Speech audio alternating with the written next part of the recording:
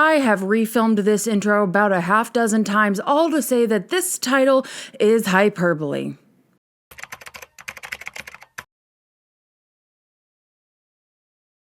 But is it? Is it really? Paperback Writer in Rain is the single made and released during the Revolver sessions, far after deadline. In fact, they didn't start recording it until after their technical deadline, and so out of the Beatles' wheelhouse that George Harrison and Paul McCartney warned their fans that it's unusual, and Paul even says that this isn't the best single we've made. And sales actually kind of reflect that for the Beatles, of course. It's just that it didn't immediately go to number one. It started at number two, how dare. But it is groundbreaking. It is the first song that the Beatles take on tour that they can't replicate because of what they were doing in studio. The technical innovations that came from studio are some that are still used today in 2025. The EMI staff tinkering with technology so behind the times that they have to break it to make it work, and the people who knew the rules so well are breaking them to make history. The Beatles don't want to tour anymore, and they don't want to make appearances. So instead of going on Sullivan's Show and a bunch of other places, they film a promotional video and send it off. It's like they're in studio themselves. All of these things are taken for granted in the year of our Lord 2025, but it is 1966, baby, and the Beatles don't care about doing things the usual way. And that is why Paperback Writer and Rain, the single, stopped Beatles touring and changed everything. Very quickly, please like, subscribe, comment if you're nasty. Check out my 7-hour video on the TV show Lost. It is my baby. And if you're the best, you should check out my Patreon to support me there. It's patreon.com/LarsLand. All of the music, a bunch of other stuff, really obnoxious posts from me. I would be remiss if I didn't mention that the As God Intended version of the White Album video available on Patreon is 11.5 hours. So if you want to consider getting your gold passport for a month and just checking it out, a lot of people have, and I don't find that offensive at all. It's very different. It's totally worth it. But it is very dark, so if you're not in a place for that, maybe skip this one. But, I mean, you should. You totally should. It's not like it would affect me or help me at all. I mean, just saying. And let's go back to my land. Before we get into everything, let's bask in the absolute discomfort of a sincere moment. Quickly, some White Album project reflections. If you're not hiding under a rock, you'll know that I just dropped a 9-hour video on the White Album that took, 4-ish months and most of my sanity to create. I want to clarify something. If you did watch it, I don't want you to worry. I'm not going anywhere. I'm not quitting YouTube. That is just something that I went through, and I shared what I was writing during that point while I was going through it. But I didn't end at that place. I'm not going anywhere. I'm very much still in my land. I'm going to, in a bit, I don't know when, make a second channel for my TV and movie endeavors, but I don't know when that's going to happen. And this will stay Beatles. I'm not going anywhere. But I need to say, I'm so overwhelmed and extremely surprised and very humbled at the outpouring of love and the positivity that I've seen from everyone regarding that project. I wasn't expecting any views from that at all. So every single person that's clicked on it, thank you so much. I just wasn't. It was just something that I needed to make. The fact that there have been so many people that saw it and were willing to be so supportive. People who are YouTubers, they're people that you watch on a screen and you don't know them and you don't know what things might mean to people. But usually my comment section can be pretty rough. It's definitely not that 1 in 100 negative thing that you'll hear anecdotally, it's like 20%. This has not been that experience. Thank you. At the risk of being like too personal, there's a lot going on like with my family and like my personal life right now that are extremely difficult things and scary things. And, it's been hard to get in front of a camera and be like, hi, I'm, beep, beep, beep, beep. I'm tired. And, at first I was like, is this just because I dropped the White Album? But I just think it's a combination of things. So your support has been overwhelming and I really appreciate it. And the people that you comment positively on, the YouTubers and etc., it means something. It does drive engagement. It does boost what we do, but it means something when you're willing to be kind.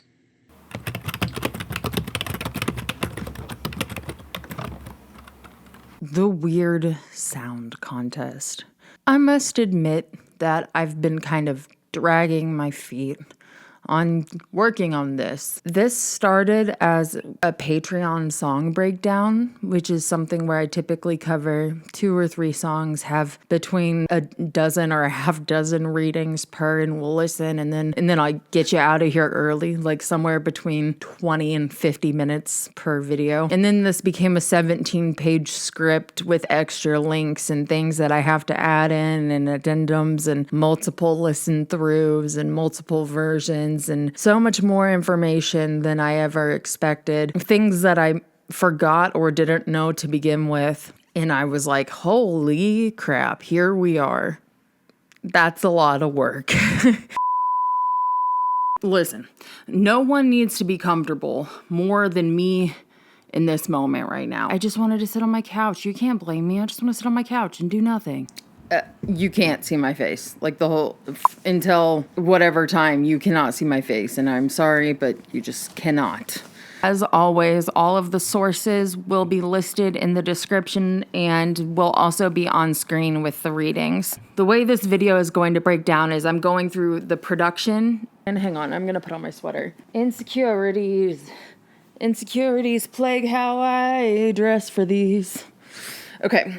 Just production, sales / reception, some contemporary reports, interesting things that I found in news clippings from that time, then the video, then the let's listen portion of this. But while we are talking about the production, there will be clips of the songs and me listening to them. Maybe not my reaction so much, but just like clips of the songs and the relevant part of the conversation. So it will be like a bit out of order, but you're smart people. You can follow along, so it'll be okay. Geoff Emerick had just been accepted as the Beatles' new engineer, and he said that it's not far-fetched to claim that recording history was made that first night of the Revolver sessions. Geoff's contributions are surely a video in their own, so I'll keep them that way, but we will hear from him a lot during this process, as he was regularly quoted in every source that I went through, all the time. When I did briefly check Wikipedia, I found that a lot of people used a lot of other sources, but I decided that I was not gonna get into those. I was like, I'm good with what I got. Like I said, I list my sources, but there are 3 books that we hear from the most this entire point because I found them to be the most compiled, complete, and accurate of all of my research. The Beatles by Bob Spitz, just a great read and digs in, it really just digs into everything that I want to talk about. Sound Pictures by Kenneth Womack. Kenneth Womack is an actual historian and a wonderful writer. A lot of the people who write about the Beatles are not actual historians in the scholastic sense. So as far as credibility goes, Kenneth Womack is one of the very few that get like the S tier from me personally. And finally, Geoff Emerick's book with Howard Massey, Here, There, and Everywhere, which digs into the actual work in studio. I don't often rely on this many readings from these few sources. As you watch my video, you'll see that I use plenty of sources, but it is pretty heavy on these 3 books. Please keep in mind that I am not a musician. I do not have a music background. I am a fan with a journalism background. Please do not take my opinion as fact. If you'd like to know more about how I ethically research and source the Beatles, please watch my Researching the Beatles Part 0 video. The Beatles were already dealing with issues with touring. People were becoming more violent, more obsessive with the Beatles, or more disillusioned with them, and both create extreme reactions in fans and not fans. We actually have a little bit from Paul talking about how he's dealing with fans vandalizing his house, and he wasn't happy. I mean, people come for Chapel Roan for talking about fans being obsessive and inappropriate, but Paul was talking about this in 1966, and he was upset while still giving real fans their flowers and saying we wouldn't be anywhere without them and we love them so much. But these people and how they're treating us, it's not okay. This is from Disc/Music Echo. What is that called? Disc.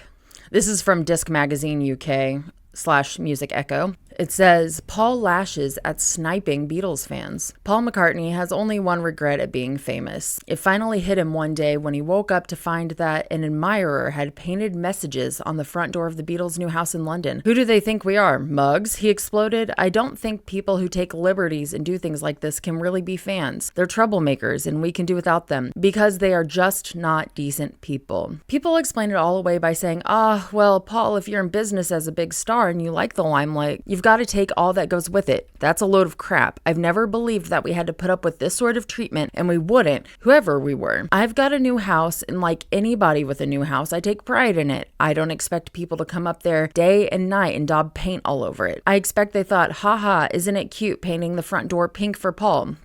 Well, it depends on the shade of pink. Fans should realize that we are normal human beings who occasionally like to get away from it all. I don't have any time for the wreckers because they just can't be fans if they treat us like fools. The penalties of Beatledom affect autograph hunters too. Paul is hounded by those who have discovered where he lives, and he says he finds it embarrassing to deal with them. They think, oh, he's hanging around doing nothing, he'll sign this for me. The trouble is that if you sign a few one day, the fans who got them that day will be back later with a dozen of their friends, and the thing snowballs like mad. Surely people can realize that we like a bit of time off. Some of them must wonder why we run away and won't sign autographs. And it's not a question of being lousy or tight or difficult. We've just got to protect ourselves from being invaded all the time, every day. That's why pop stars don't talk to fans as much as they'd like to. The fans don't make it easy. Why are we shitting on Chapel Roan? Paul McCartney's out here saying this in 1966. I still love meeting fans, but if I went up to a fan and started talking, it'd just make things impossible for myself. Why do you think the Walkers don't talk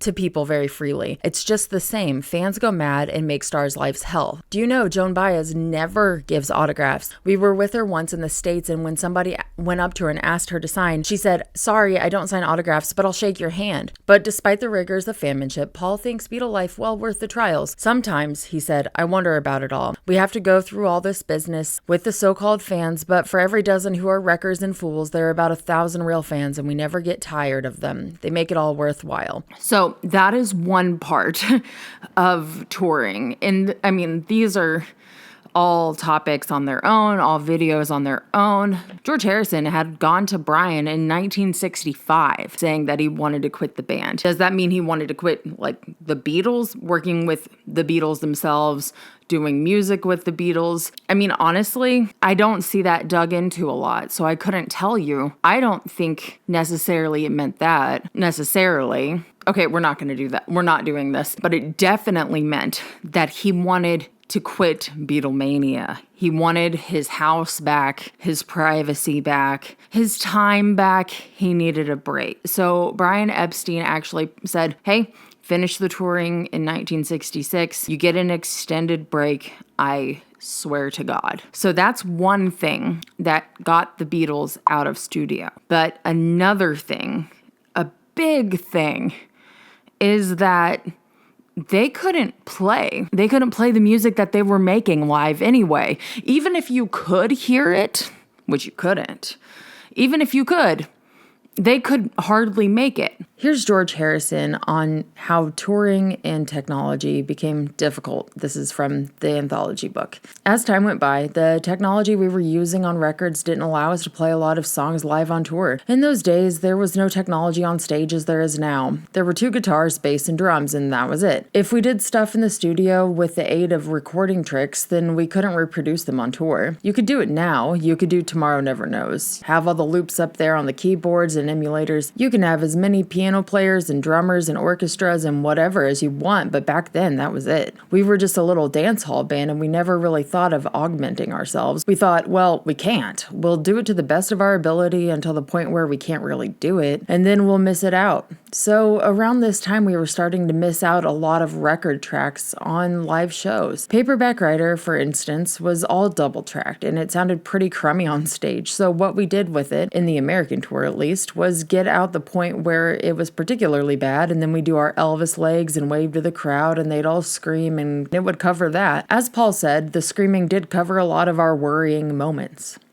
The hard stuff was the complicated harmonies. Yeah, it was hard to do them live on stage. Like, for instance, Nowhere Man, that kind of thing. That was good. Nowhere Man was okay, wasn't it? It was hard, though. It was okay, but it was hard. Number 3, the music that they were making took more and more time. Revolver had songs that took more takes. And in the White Album video that I just made, we had songs like Not Guilty going up to about 102 takes, whereas I just recently did a podcast called The Gen X Muse with Chris McGovern, where we talk about Rubber Soul, and the most takes on that album were 6, if I believe correctly. A majority of those songs were done in 2. They were wanting more time to hammer out and experiment in what we're going to regularly return to, the weird sound contest, which is just wording that I absolutely love. Also, the word experiment is so obnoxious. It comes through here all the time.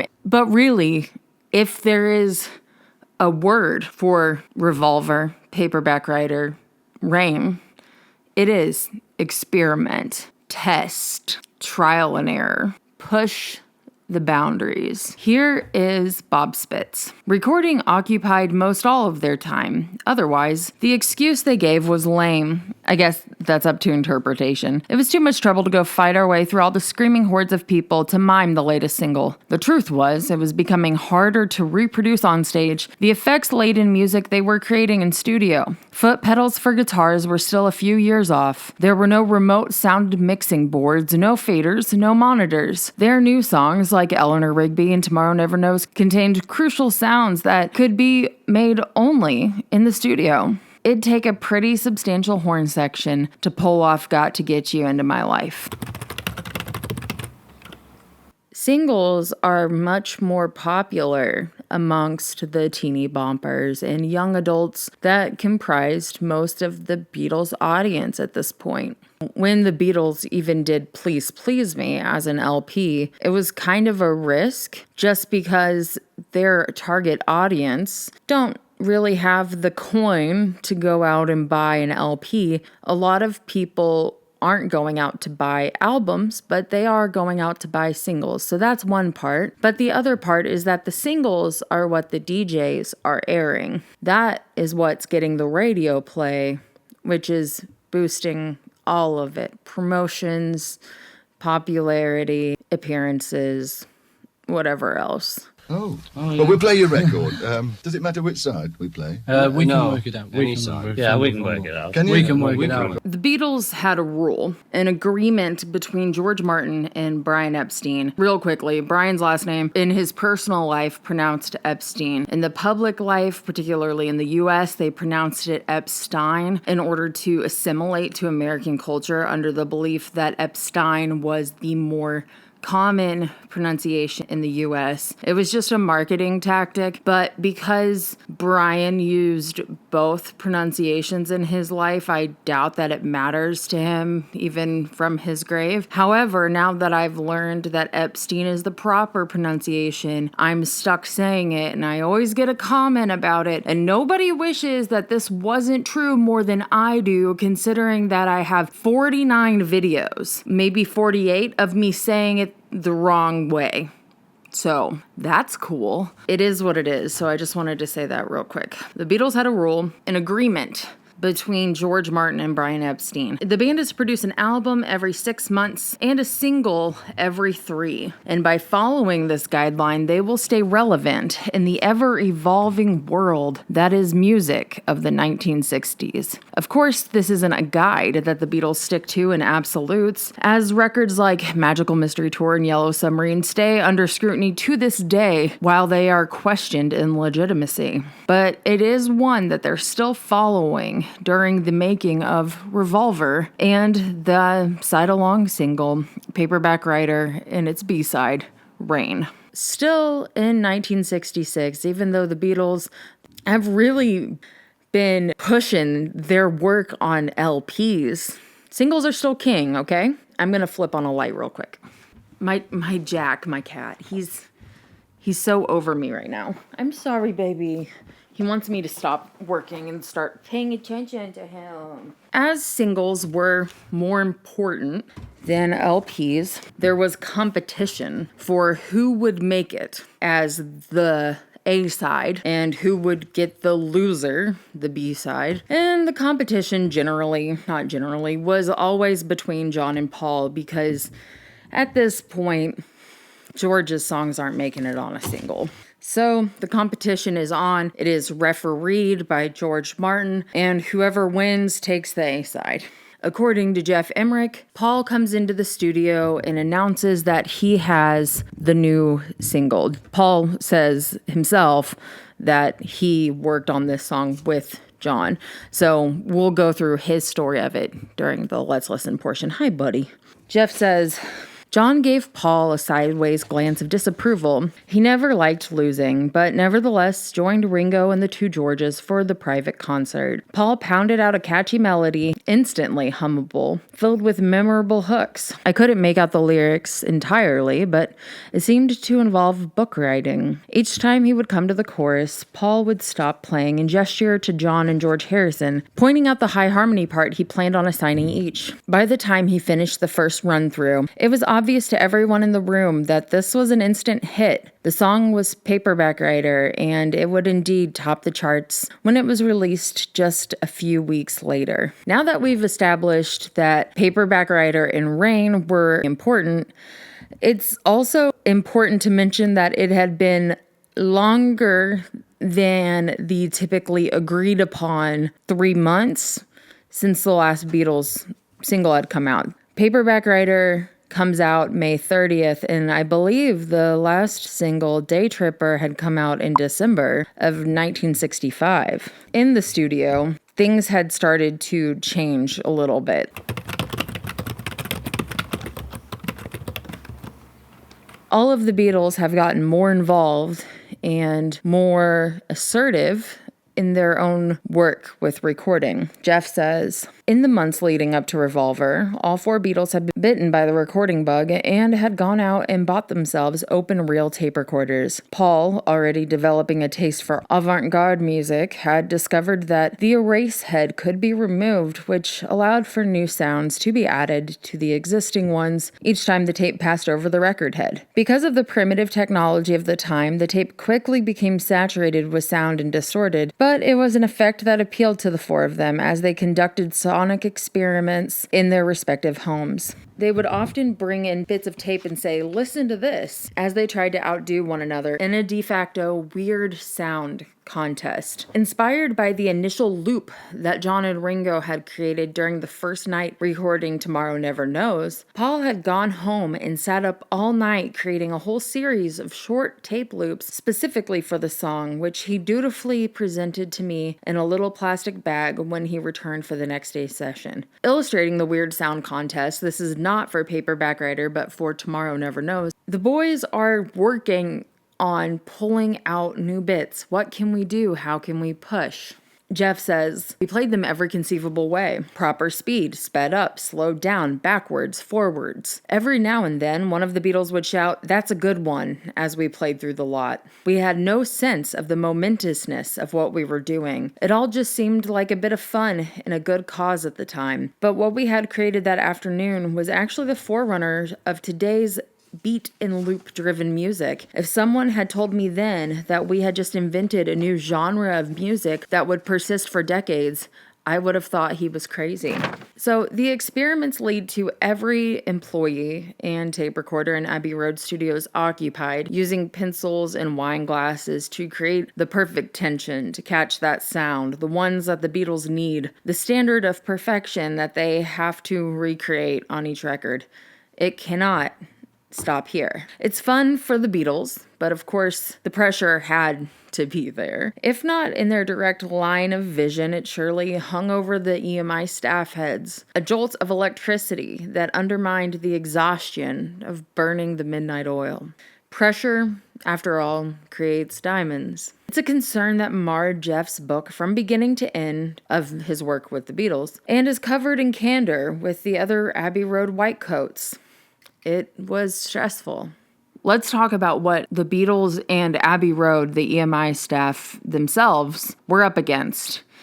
The EMI staff is constantly fighting EMI itself. We'll get into the actual readings, but the reality is they didn't want the engineers, the staff, doing anything to the actual recordings. The Beatles had always gone all out to make great sounding songs. Now it was time. They decided to make great sounding records. If you listen to American records, they argued there was a natural brilliance to them, an excitement emanating from the technical side that made the performances pop. Even on 45s, the bass sound was thick and rich, the trebles clear as crystal. The Americans seemed to be ahead of us in those days, admitted Norman Smith, the Beatles' crackerjack engineer, and it frustrated the Beatles to no end. They had impeccable ears. They could hear the difference. Listening, however, wasn't going to help matters. Abbey Road was still in the dark ages as far as technical practices were concerned. The 4-track machines used to record every artist, from the London Philharmonic to Herman's Hermits, were regarded as dinosaurs elsewhere in the world. Microphone setups were outmoded. Engineers were advised against getting creatives. Executives called it tampering with the equipment. There were still regulations, overseen by a tyrannical studio authority, about how bright the sound could be. The Beatles were screaming for more sophisticated equipment, more flexible equipment that could give better definition, Smith explained. No one, however, was holding his breath. If their request for a better atmosphere in the studio was any indication, they were in for a long haul. What EMI did for them was to put in special lighting, George Martin recalled, laughing, which amounted to 3 fluorescent tubes, one white, one red, one blue.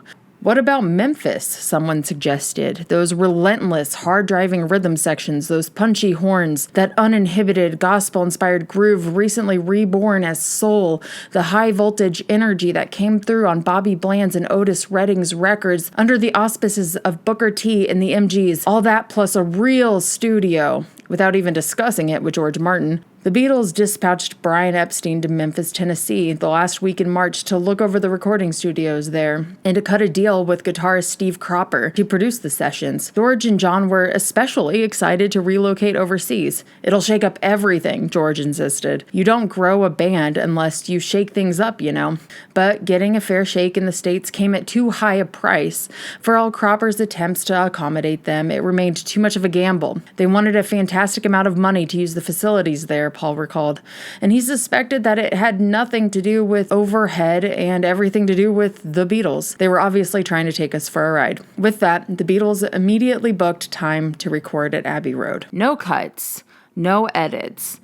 the mixing becomes more and more stressful. Technology in nearby studios is way ahead of what Abbey Road is giving you because EMI is conservative. They're testing, learning, and they need to know everything about what they're using before they start employing it with their artists. And even for the more technically ahead or advanced UK studios, that was nothing compared to what you'll be seeing in the American studios. The Beatles are always listening to new music. We're going to regularly touch on Motown and some of the Beach Boy releases. And the Beatles are unable to find and repeat and match the sounds that they're hearing on their new records that they just got in.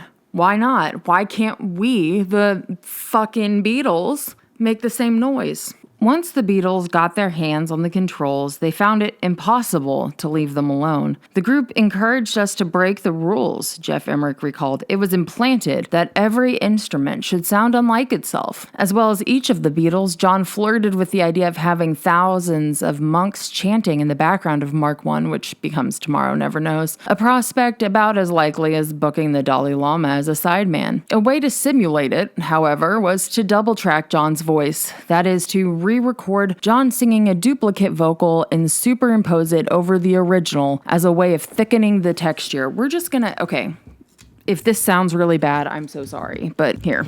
Of thickening the texture and but the sound was severely limited by the lack of available tracks. Besides, John dreaded recording a vocal. He absolutely hated it. That sounds like me in filming. In a rather magnanimous gesture, Ken Townsend, the studio's manager of technical operations, decided to tackle the problem himself. He went home that night amid much grousing and chin rubbing and came up with a solution that would forever change the state of recording. Hunched over a cannibalized tape recorder, he concluded that if you took the signals off both the recording and the playback heads and delayed them, it produced two sound images instead of the usual one. Moreover, he discovered that by varying speed and frequencies, you could make adjustments to deliver a desired effect. Artificial double tracking, or ADT as it became known, revolutionized not only the recording process, but the way in which vocals were subsequently heard. Eventually, every artist and producer put it to good use in sessions. What's more, it opened the frontiers of experimentation to all sorts of electronic recording devices. This quote will be repeated a little bit later, just to let you know, but it takes on a separate meaning later, so listen with this context and then later listen with the other.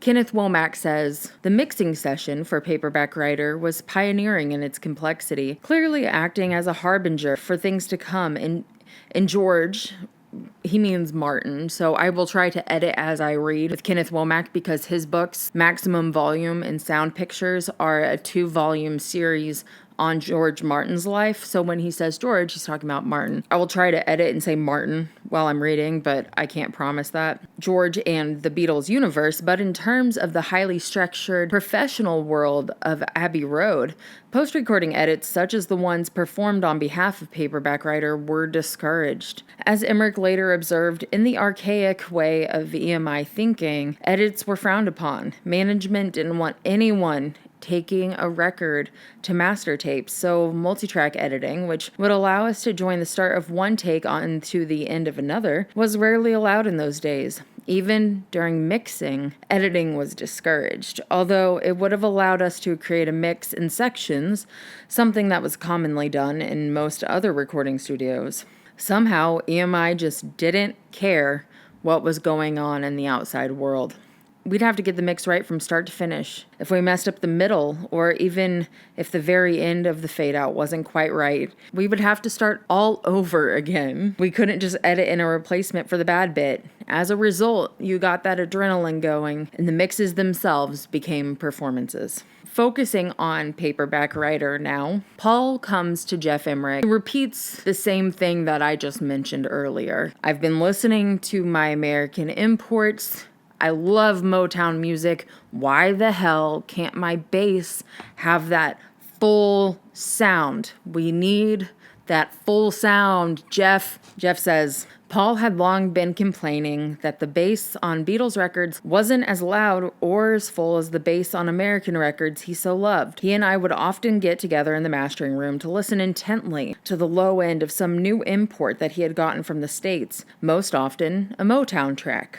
Even though we still had DI, direct inject, boxes available, I rarely used them to record Paul's bass. I still don't, as a matter of fact. Instead, I followed the standard EMI directive of placing a microphone in front of his bass amplifier. The bass sounds we were getting were decent, partly because Paul had switched from his signature Hofner violin Beatle bass to a beefier Rickenbacker, but still not as good as what we were hearing on those American records. I think Paul just found playing the Hofner more physically comfortable. He talks about it a little bit in Get Back, where I don't know if it was the Rickenbacker that he chose, hang on. Okay, I don't know if it was the Rickenbacker that he chose to put down, but he just chose the Hofner bass. He was like, this is lighter. I don't necessarily like the sound better, but it's more comfortable to play, etc., etc. So back to the quote here. Fortunately, as Paul and John turned to George Harrison and began showing him the chords of Paperback Writer, inspiration struck. It occurred to me that since the microphones are in fact simply loudspeakers wired in reverse, in technical terms, both are transducers that convert sound waves to electrical signals and vice versa, why not try using a loudspeaker as a microphone? Logically, it seemed that whatever can push the bass signal out can take it in, and that a large loudspeaker should be able to respond to low frequencies better than a small microphone. The more I thought about it, the more it made sense. So, while the Beatles rehearsed with George Martin, Ken and Geoff went off and experimented, there's that word again, with using a speaker as a microphone, and it seemed to work by placing it up against the grill of a bass amp, basically speaker to speaker, and running the signal through a bunch of compressors and filters. This included the unauthorized borrowing of an experimental unit from Mr. Cook's office, who is the manager of the maintenance department. So luckily, it all went well. Geoff says, with renewed confidence, I returned to the studio to try it out for real. Paul wasn't as non-technical as John, but this was pretty way out, even by Beatles standards. He looked at me in a funny way as I set up the big bulky loudspeaker in front of his amp instead of the usual microphone, but he didn't say anything. And neither did George Martin, who by now was getting used to my Rube Goldberg approach to recording. They returned their attention to rehearsals, giving me the opportunity to cautiously raise the fader carrying the bass signal. Paul's distinctively fluid bass line in Paperback Writer consisted mostly of notes played high up on the lowest strings. Oh, madam, will you read my book? It took me years to write. Will you take a look? Which helped round out the tone further still. It sounded absolutely huge, so much so that I became somewhat convinced that it might actually make the needle jump out of the groove when it was finally cut to vinyl. But Paul loved the sound. Story of a dirty man and his clinging wife. I love the way that Kenneth Womack talks about the, once again, experimental attitude in the studio, but it really brought something to the final product. Womack says, the song also presented yet another opportunity for George Martin, and Geoff to expand the capabilities of EMI Studios, which had already seen 2 major technological innovations in the span of a few short weeks. We just talked about ADT, remember? As the self-same producer who had greeted the Beatles' innovative plans to shift their sound in new and dramatic ways with the guarded reply of, very interesting, Martin was now working steadfastly to advance, if not enlarge, the capacity of the recording studio in order to meet their new creative expectations. And Geoff had proven himself to be the perfect engineer to make these shifts possible. It's fun to think about because the people who know the rules are the ones who know how to break them. That's something that I learned in journalism school. These guys know the standard, the gold standard, the old gold standard of recording so well that they're thinking, oh, okay, that might work. And working with what you have, even if it's simple, can force you to work in a more creative direction. This is something that Phineas would talk about when working on Billie Eilish's first couple of records, particularly When We All Fall Asleep, Where Do We Go? An album that was recorded, mixed, and produced in Phineas's bedroom. with just a few pieces of equipment in a pretty beefy iMac. These two people were the ones who worked on this album, and they didn't have a lot of money, but they had a lot of drive, which is very similar to the environment of EMI during the 60s. So when it comes to Paul's need of this bass line, he wants it to sound big. Here's what Kenneth Womack says. As for Martin, he paid little mind, having become used to Geoff's self-described Rube Goldberg approach to recording. As the rehearsal continued unabated, Geoff returned to the control room, where he carefully raised the faders that carried the bass signal. Much of the bass work that Paul performed on the song was played on the lower strings, and to Geoff's satisfaction, the notes didn't become muddy or less coherent with the new setup. Rather, to Geoff's ears, the tones from Paul's instrument had become rounded out, and the sound that the microphone emitted was absolutely huge. The needle jumping off the vinyl was something that George Martin was worried about too. Womack says, it was a legitimate fear and one that would haunt Martin's work with the Beatles for the next several years, but in the short run, Geoff's solution had done the trick. Paul was delighted with the result. His bass performance assumed its own place in the song's musical palette alongside the lead guitar part that he had fashioned on his Epiphone Casino. Indeed, in many ways, Paul's bass sound had assumed the proportions of a lead instrument capable of driving that melody, as opposed to settling behind it in the rhythm section along with Ringo's drum cadence, which that attitude of bass taking over and having a fun spot is something that Paul continuously brings to the table still now. One thing that happened regularly during Revolver, I think generally during all Beatles recording sessions, is that things could quickly take a left turn and they decide, ooh, let's add this, let's do this, let's ba. So you had to be quick on your feet and adaptable and amenable to trying something new or changing pace, going to a different page. It was the norm rather than the anomaly, Womack says. In this instance, Paul suggested a new introduction for the song. Paperback Writer, which was originally prefaced with a burst of lead guitar. As Paul later recalled, I had the idea to do the harmonies, and we arranged that in the studio. For Martin, this meant that he could indulge one of his favorite aspects of working with the Beatles, conducting them as he prepared their trademark harmonies that had adorned such earlier songs as This Boy and If I Fell.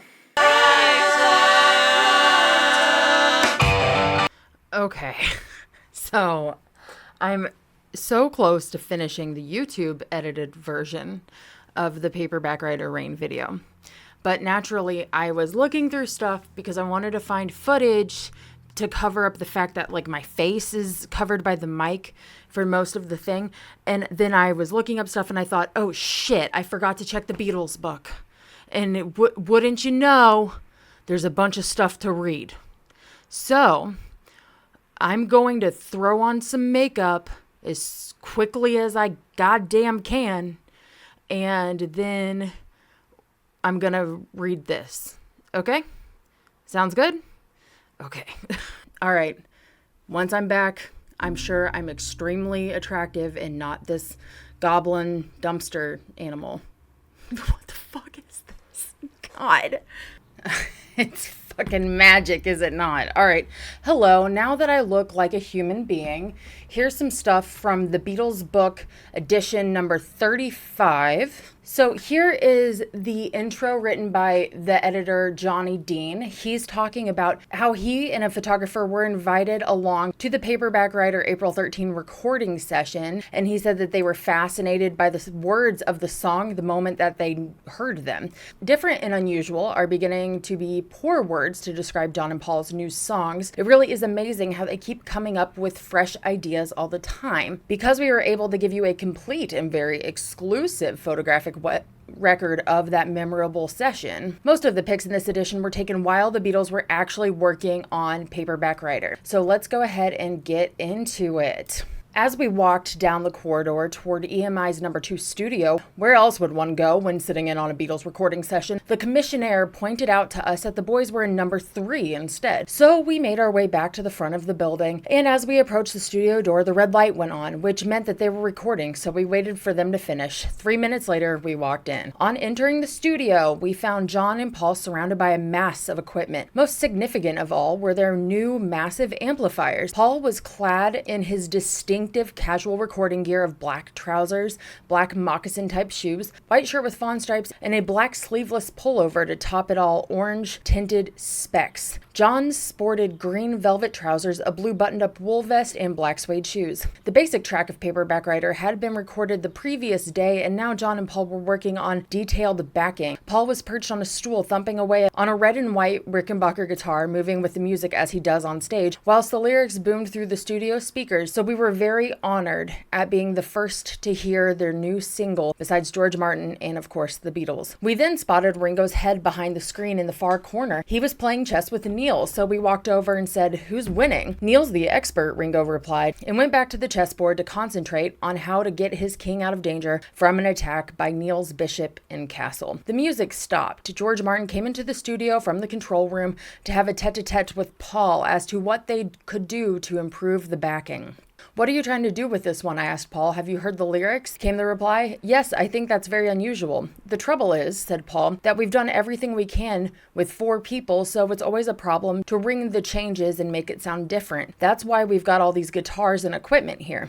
That must have been the understatement of the year, because the studio was littered with pianos, grand pianos, amplifiers, guitars, percussion, instruments, and other odd bits and pieces which were strewn across the studio floor. The studio was sectioned off with brown canvas screens and what seemed like thousands of black cables running from the amps and other electrical equipment to the control room over the heavily marked wooden floor. To stop the echo, EMI have covered some of the floor with old carpets. The big, heavy, soundproof door, which stops any of the noise outside seeping into the studio, burst open, and in strolled George, looking very elegant in his Mongolian lamb furred coat with black cap and oblong metal specs.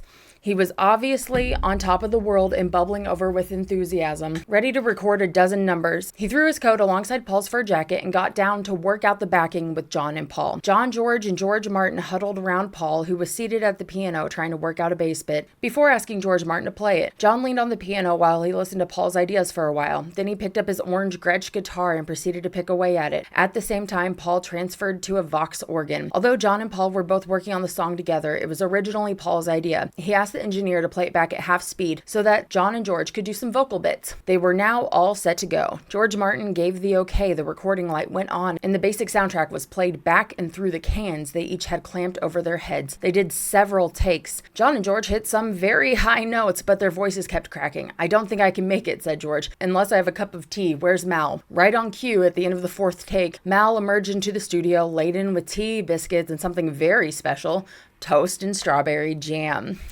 Everything was immediately dropped, and a sudden swoop was made on the toast and jam. Ringo, who was still in the corner trying to work out his next move, only got 1 piece of toast, so Mal offered to make another batch as it had proved so popular. Meanwhile, Beatles book photographer Leslie Brice was clicking away. After the toast and jam had been devoured, it was back to work. Paul suddenly got an inspiration. He dived across the piano and started playing bits of Frere Jacques, and he was highly delighted at the thought of having it on the new single. "Okay, let's try it," said George Martin. See, these are, okay.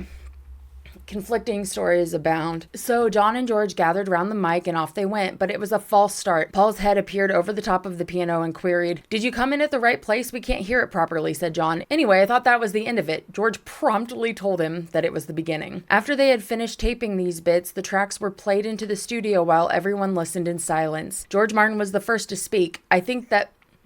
See, this is so funny because George Martin says that he doesn't remember this, and if I haven't read about it yet, it'll be in the Paperback Writer song breakdown section. George Martin was the first to speak. "I think that the best thing we've added are the Frere Jacques bits." Ringo, who had finally beaten Neil at a game of chess by checkmating him in several brilliant moves involving a queen, a bishop, and a castle, said that he thought John and Paul sounded as though they were singing through water. Highly uncomplimentary. So Paul then made for the organ once again and started to work out a sound which resembled that of Scottish bagpipes. John then came swooping across the studio and shouted, "You've got it, you've got it. And Paul then started dum-de-dumming away at everyone else. It was just like a scene from My Fair Lady. George Martin appeared over John's shoulder and said, "I see what you mean." And Paul announced that someone else should play it, meaning George Martin. John and George then went back to their mics and added the vocals over the top. And I'm going to read the bit that he's talking about next, right after this. So now I know where to put this. George turned around, lowered his glasses to the tip of his nose, and looked at Paul in a typical schoolmasterish fashion. "To the best of our ability, Paul." And so the boys went on, getting that sound that you will hear on Paperback Writer. It was a long session. It took something like 10 hours to record because the Beatles insisted on sticking at it until they were completely satisfied that they could do no more. When you listen to Paperback Writer, bear in mind what went on beforehand to achieve that really great sound, and I'm sure you'll appreciate it all the more.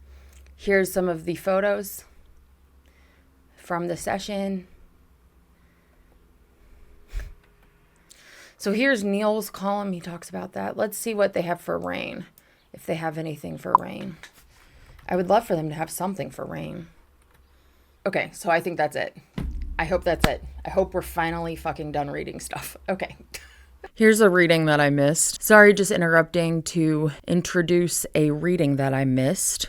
On the afternoon of Thursday, April 14th, George, when it says George, this is Kenneth Womack, Sound Pictures. So when he says George, if I don't correct it, we're talking about George Martin, not George Harrison. I try my best to correct it while I'm reading, but, you know, I'm only human. With a basic rhythm track in hand for Paperback Writer, they spent the next several hours experimenting with various overdubs in order to enhance McCartney's latest composition. As if the potential for innovation had become limitless by this point, McCartney suggested that Martin try playing a jangle box or tack piano to accompany the evolving rhythm track associated with Paperback Writer. At EMI Studios, the jangle box was a Steinway upright piano that had been modified to create a percussive sound. This was accomplished when the studio personnel brushed the piano's hammers with cellulose and returned some of its strings in order to create a distinctive jangling effect. As with Mark I, Emerick diverted the signal through the Leslie speaker system in order to enhance the effect of the jangle piano, although it was ultimately deleted from the final mix, as was Martin's Vox Continental organ for Paperback Writer. With various bits of experimentation, there's that word again, having finally concluded, they began assembling the various component parts of Paperback Writer into a seamless whole. Having relegated the previous day's rhythm track to 1, Martin overdubbed McCartney's lead vocal on track 3, with Lennon and Harrison's cascading backing vocals on track 4. Track 2 was reserved for performing the various supplemental effects that they had been preparing, including McCartney's bass part and the aforementioned keyboard experiments from Martin himself. While Martin's jangle box piano and organ parts were discarded, Lennon and Harrison adorned Paperback Writers with one final playful bit of fun, singing Frère Jacques at McCartney's instigation between the phrases of his lead vocals. Martin later confessed that he hadn't noticed the French nursery rhyme when it was originally recorded. "Can't really hear the words," he later explained, "because they are so soft. I must confess I didn't spot this little diversion on the number, but George Harrison reassured me that it was just one of those weird things that happened for the sake of it. There was no connection whatever between the famous brother Jack and the knack of writing paperbacks." As we just mentioned, Paul took over the lead guitar on this track, which kind of sucked for George, but I guess he was used to it. I want to interject and include something that Ian Macdonald says about this before I read Graham Thompson. He says, McCartney was often at the studio before the others, trying out musical ideas and production effects, which he then often presented to them as fates accomplis. While the group benefited immensely from his energetic attention to detail, it didn't make him popular, and his pedantic insistence on Harrison playing every guitar line just so often caused tension. He goes on to say that it's unknown whether Paul or George plays the lead guitar on Paperback Writer, but Graham Thompson says that Paul played the lead guitar, so that's what we're going to go with. I think that this is something that's hard to talk about. It's uncomfortable to talk about, but we have to talk about it. So here is Graham Thompson from Behind the Locked Door, George Harrison biography. Graham says, there were many other times when George felt undermined in his primary role in the band. McCartney took the lead guitar on Paperback Writer and Harrison's own Taxman, and Harrison didn't even appear on We Can Work It Out. On I Feel Fine, the innovative squall of feedback at the beginning and the riff itself came from Lennon. His friend and fellow guitarist Peter Frampton recalls hanging out with Harrison in New York in 1971. I said, "Can I put on some Beatles tracks and ask you about them?" And he said, "Sure." And I'd put on Paperback Writer and say, "Oh, I love the guitar on that." And he'd say, "Oh, that's Paul." I'd put all these other tracks on. "Oh, that's Paul." I was embarrassed and I said, "I'm sorry." And he said, "It's okay, it's okay." He was very sweet about it. But it wasn't until that particular moment that I realized he was stifled. Paul had written a song and he had a vision for what he wanted it to be, and he could do it himself rather than telling someone else what to do. I'm sure it was a very frustrating thing for George, and it would be a very insecure situation trying to do something for the guy that has written a song and trying to please him. So let's go back to the production information. Paperback Writer features a fluttering echo at the end of each chorus, which I freaking love it. I love it so much.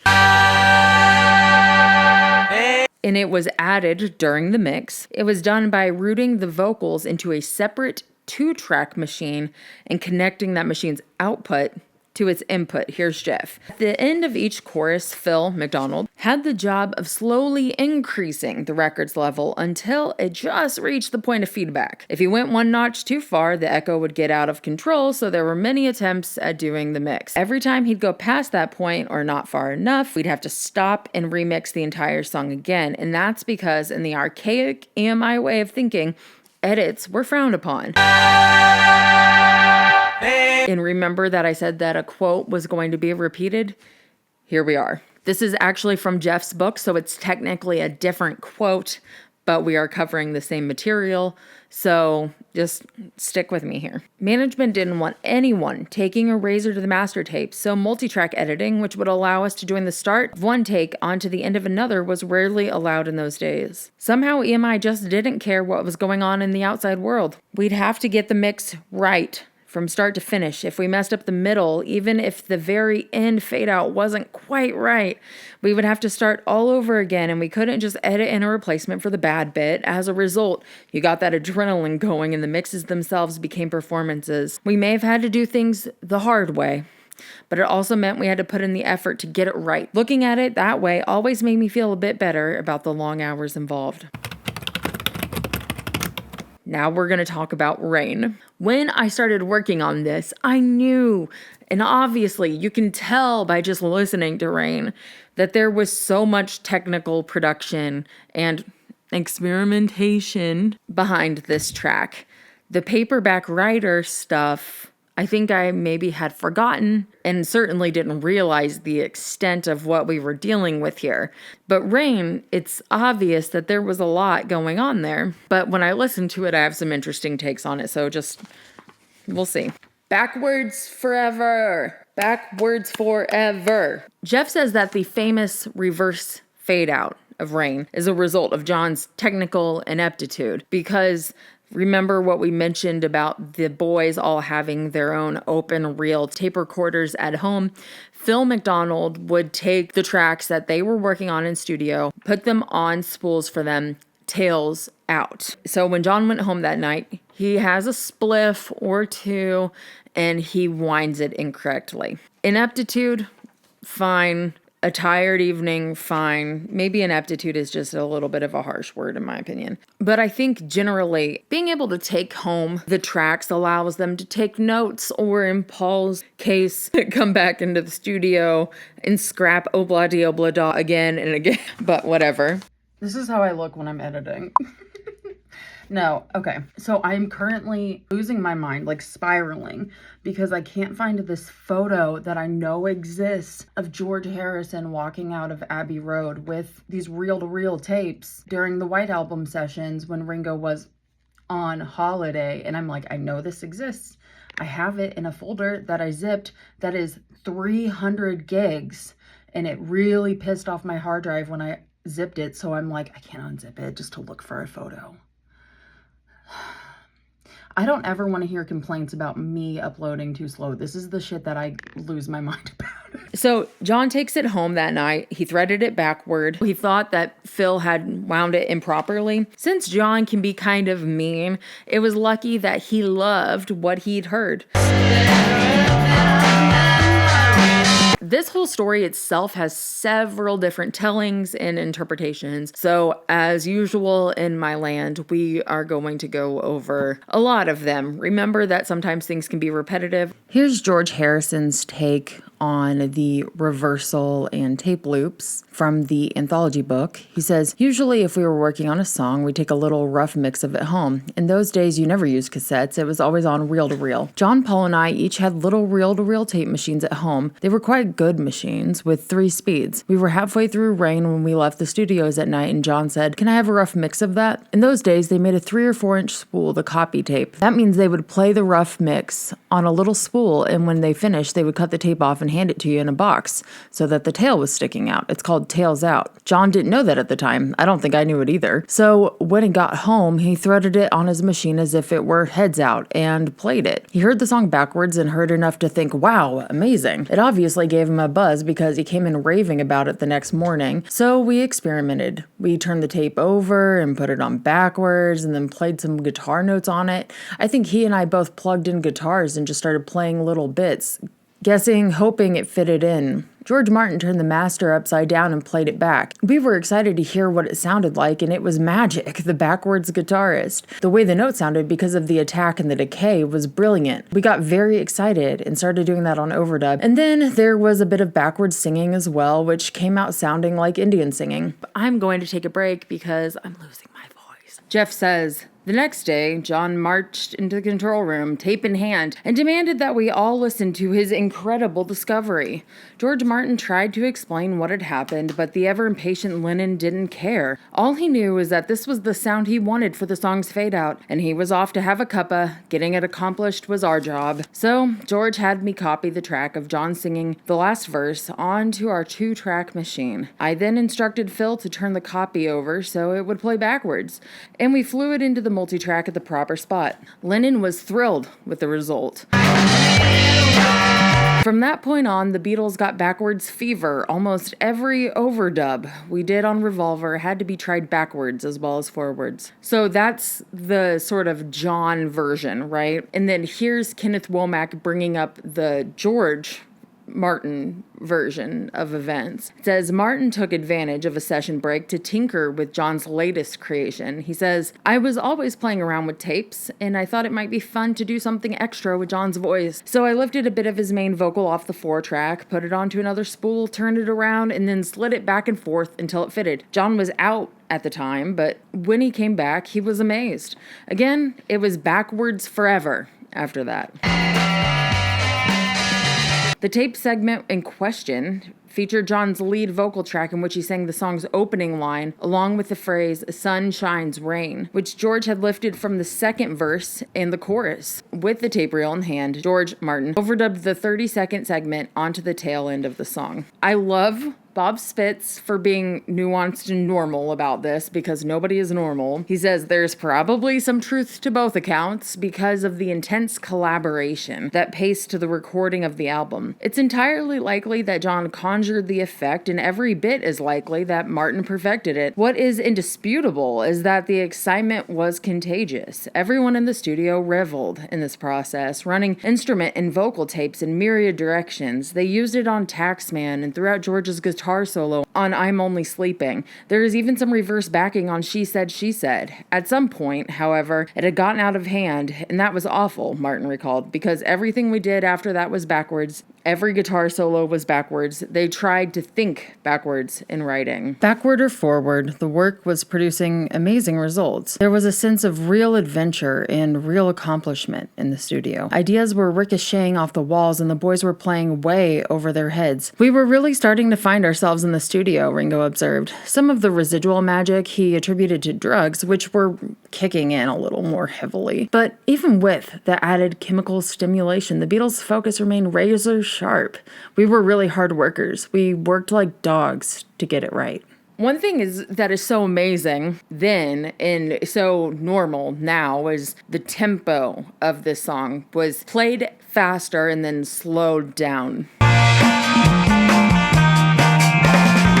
Seems really simple just to play with the speed and the tempo, but it was something that was, once again, unusual for the times. Here's what Geoff says. Rain also had an unusual sonic texture, deep and murky. This was accomplished by having the band play the backing track at a really fast tempo while I recorded them on a sped up tape machine. When we slowed down the tape back to a normal speed, the music played back at the desired tempo, but with a radically different tonal quality.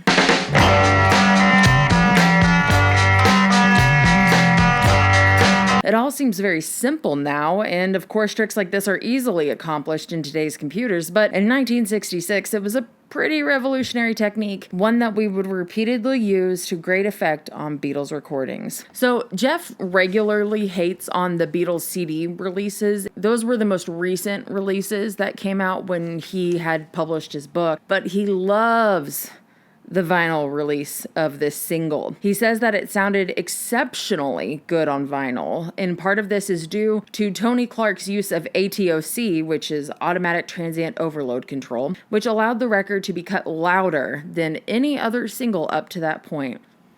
Pretty cool.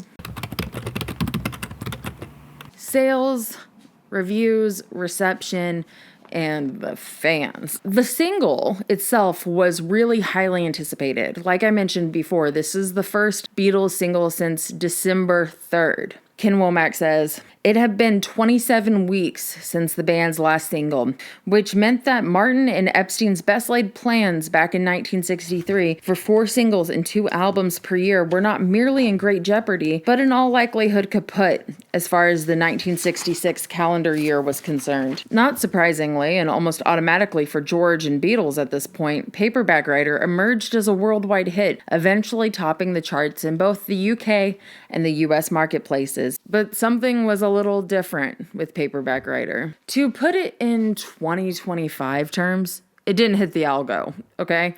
But somehow Paperback Writer would prove to be slightly different in the coming days, not shooting to the top of the pops in quite the same manner and with somewhat less velocity than the Beatles' previous chart toppers. In contrast with all their previous single releases up to this point, Paperback Writers was a slick narrative about pop authorship, as opposed to the heteronormative romance, those trials and tribulations of conventional love that had seen the Beatles break sales records across the globe. Sales for the single were the worst of any Beatles single since Love Me Do. That was in October 1962. This is from All You Need Is Ears by George Martin. He says, what is certain is that their songs were great.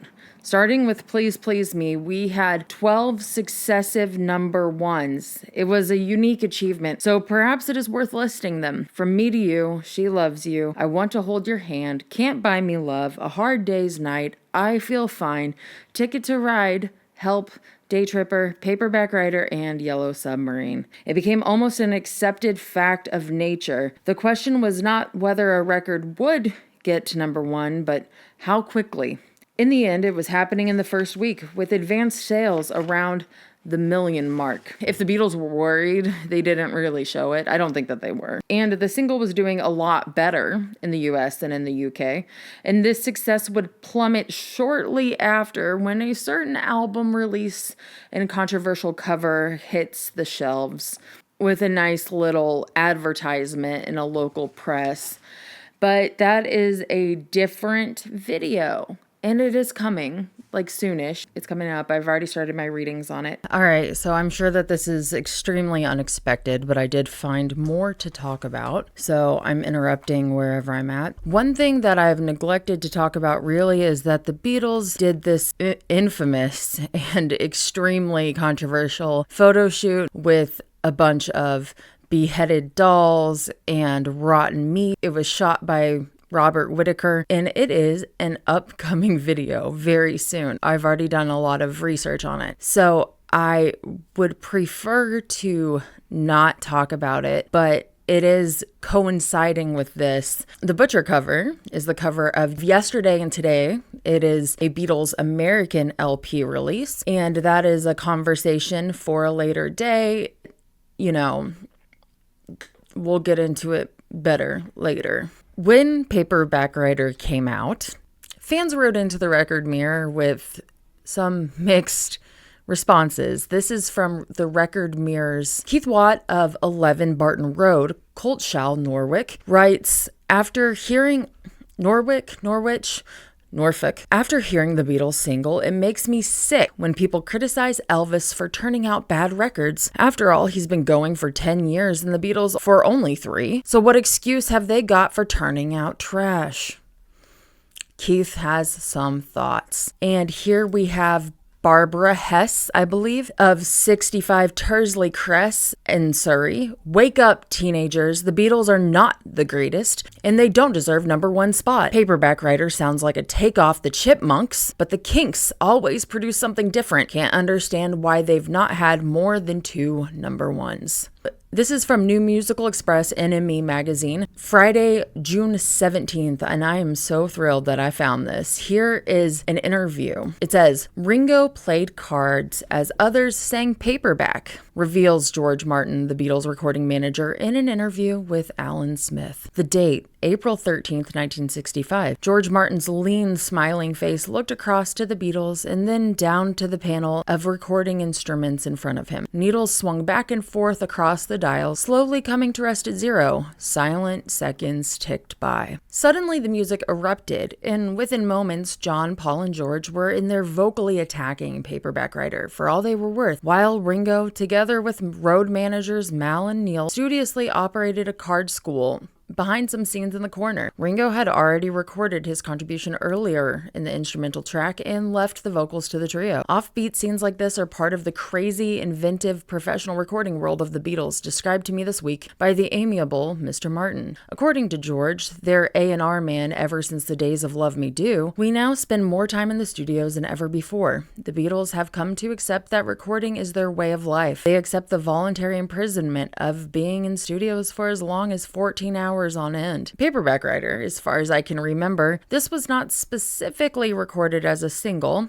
We haven't done that since the days of Please Please Me. The thing was, we knew we had to make an album and a single, and the single was more urgent. We picked out Paperback Writer, yet as far as I'm concerned, there are other tracks I much prefer to it. I'm sure any one of them would have done well. I asked him how he would describe Paperback Writer to someone who hadn't heard it before. He thought for a moment. Oh, I don't know, a pretty ordinary rock beat, I suppose. Although there's nothing ordinary about the style. The voices sound different. I especially liked the answering voices they use, one against the other. How would the Times critic describe it? Polyphonic. I think this is the first time we have ever used echo like this on a Beatles track. I also like the Frere Jacques' refrain toward the end. You can't really hear the words because they're very soft. I confess I didn't spot the little diversion on the number, but George reassured me that it was just one of those weird things that happened for the sake of it. There was no connection whatever between the famous brother Jack and the knack of writing paperbacks. How about the B-side, Rain, which the closing words are recorded backwards? Just an in-joke, explained George. The Beatles weren't quite sure what to do at that point, so I took out a bit of John's voice from earlier and played it backwards. They all thought it was marvelous. It had a sort of an unexpectedly Eastern sound, so we kept it in. We often like to do things like that for a giggle, particularly as they so often work out. Talking about offbeat Beatles tracks, George explained that there had been some confusion over a jazz track being included on the group's forthcoming LP. I gather it's all a matter of your interpretation of the word jazz. Jazz musicians played on the session, and I saw some complaints about the Beatles not bringing on any jazz musicians, but I decided to leave that off because it was regarding Revolver and not the single in particular. Jazz musicians played on the session, but what Paul was trying to achieve was a trumpet sound, rather in the James Brown band style. Says George, I am hoping that the Beatles album will be released in August, but there's still a couple of tracks to record. It's certainly far more varied than anything we've done before. It's always dangerous to say too much or to get overexcited before something like this comes out. The Beatles themselves are always cautious about saying anything because you never know what the eventual reaction will be. I wouldn't say there was anything particularly weird on it, except one track on which I play an instrument I bought myself. No, I can't tell you what it is just yet or where I got it.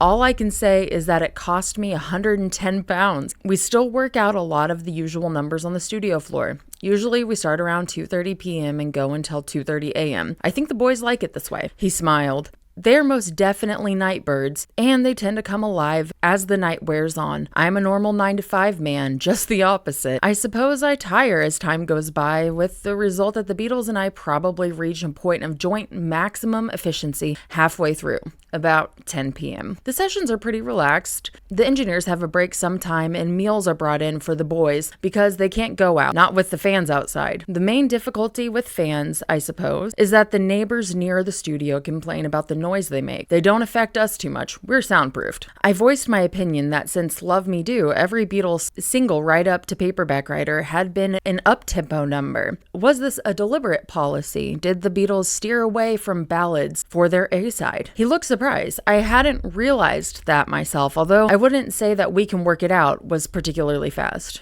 No, I think people like to hear fast numbers on the Beatles singles, particularly ones they can dance to. They look for the Michels and the Yesterdays on their LPs. The funny thing is, on the forthcoming album, even these kinds of numbers are faster than usual. The whole thing moves. I think people will be surprised. No comment on chart shock. The Beatles were unavailable to comment this week on the surprise caused by Paperback Writer failing to make #1 in the NME chart on its first entry this week. But there was no question about it, old man Frank Sinatra was well ahead in dealers' returns to the NME this week. It hasn't happened since August 30th, 1963, when She Loves You came in #2. It reached #1 on September 6th, 1963, and stayed for 4 weeks, dropped, and then rose to #1 again on November 22nd. All the Beatles singles since then have been instant #1s. They were, we already read those out. I think it's interesting because the Beatles themselves did know that this was going to be different. When I look back at some of the quotes and things that were said, it's clear that Paul and George were both already kind of trying to brace the public for what they were going to hear in Revolver and preemptively defend their upcoming singles. Paul says, "We always try to do something different. The idea is a bit different. Years ago, my Auntie Lil said to me, 'Why do you always write songs about love all the time? Can't you ever write about a horse or the Summit Conference or something interesting?' So I thought, all right, Auntie Lil. And recently, we've not been writing all our songs about love." Ken Womack says, Patrick Doncaster, the Daily Mirror's entertainment reporter, ascertained that neither track on the new Beatles songs had any romance about them. Gone, gone, gone are the days of love, love, love. Asked about this shift in Beatle compositions, McCartney remarked that it's not our best single by any means, but we're very satisfied with it. We are experimenting all the time with our songs. We cannot stay in the same rut. We have got to move forward. And then, in his most telling observation about the shape of things to come, McCartney added, "Our new LP is going to shock a lot of people." Then Womack goes on to say, McCartney wore his determination on his sleeve, remarking that this new batch of recordings had been purposely composed to sound unusual. They are sounds that nobody else has done yet. I mean, nobody ever. Leave it to Harrison to strike more measured tones about their accomplishment at roughly the midpoint for their latest project. Musically, we're only just starting, he remarked. We've realized for ourselves that as far as recording is concerned, most of the things that recording men have said were impossible for 39 years are in fact very possible. In the past, we've thought that the recording people knew what they were talking about. We believed them when they said we couldn't do this or we couldn't do that, and now we know we can. And it's opening up a wide new field for us. I'm excited to share those readings that I found, so this is from a different recording time. I haven't decided if I want to go through this or not. This is from Melody Maker, June 4th. It says, Beatles in interview row. The Beatles have stirred up a controversy in America's Midwest, all because of a mystery interview. The result, according to American reports, is that fans are threatening to boycott their records. The Beatles piss off America yet again. A Pittsburgh disc jockey broadcast an alleged telephone interview last week in which the Beatles put down Barry Sadler recording of the Ballad of Green Berets as rubbish. Following this, a wave of anti-Beatles protests broke. Several major disc retailers are reported to have contacted Capitol Records and asked them to have the Beatles cool it with this kind of talk. The retailers reported that fans had threatened to boycott the stores unless Beatles discs were removed from racks. In London, however, it was strenuously denied that the Beatles had given an interview to any American disc jockey. Recently, Brian Matthew interviewed the Beatles, and the tapes will be broadcast by over 50 US DJs, but the question of Barry Sadler's record was never discussed on the interview. At press time, the mystery was still unsolved. This week, Brian Epstein flew from Madrid to New York to finalize the Beatles tour and discuss the screening of a color TV film Cilla Black made at London's Savoy Hotel. The Beatles performed their new single Paperback Writer, due for release on June 10th. I thought that it went out May 30th.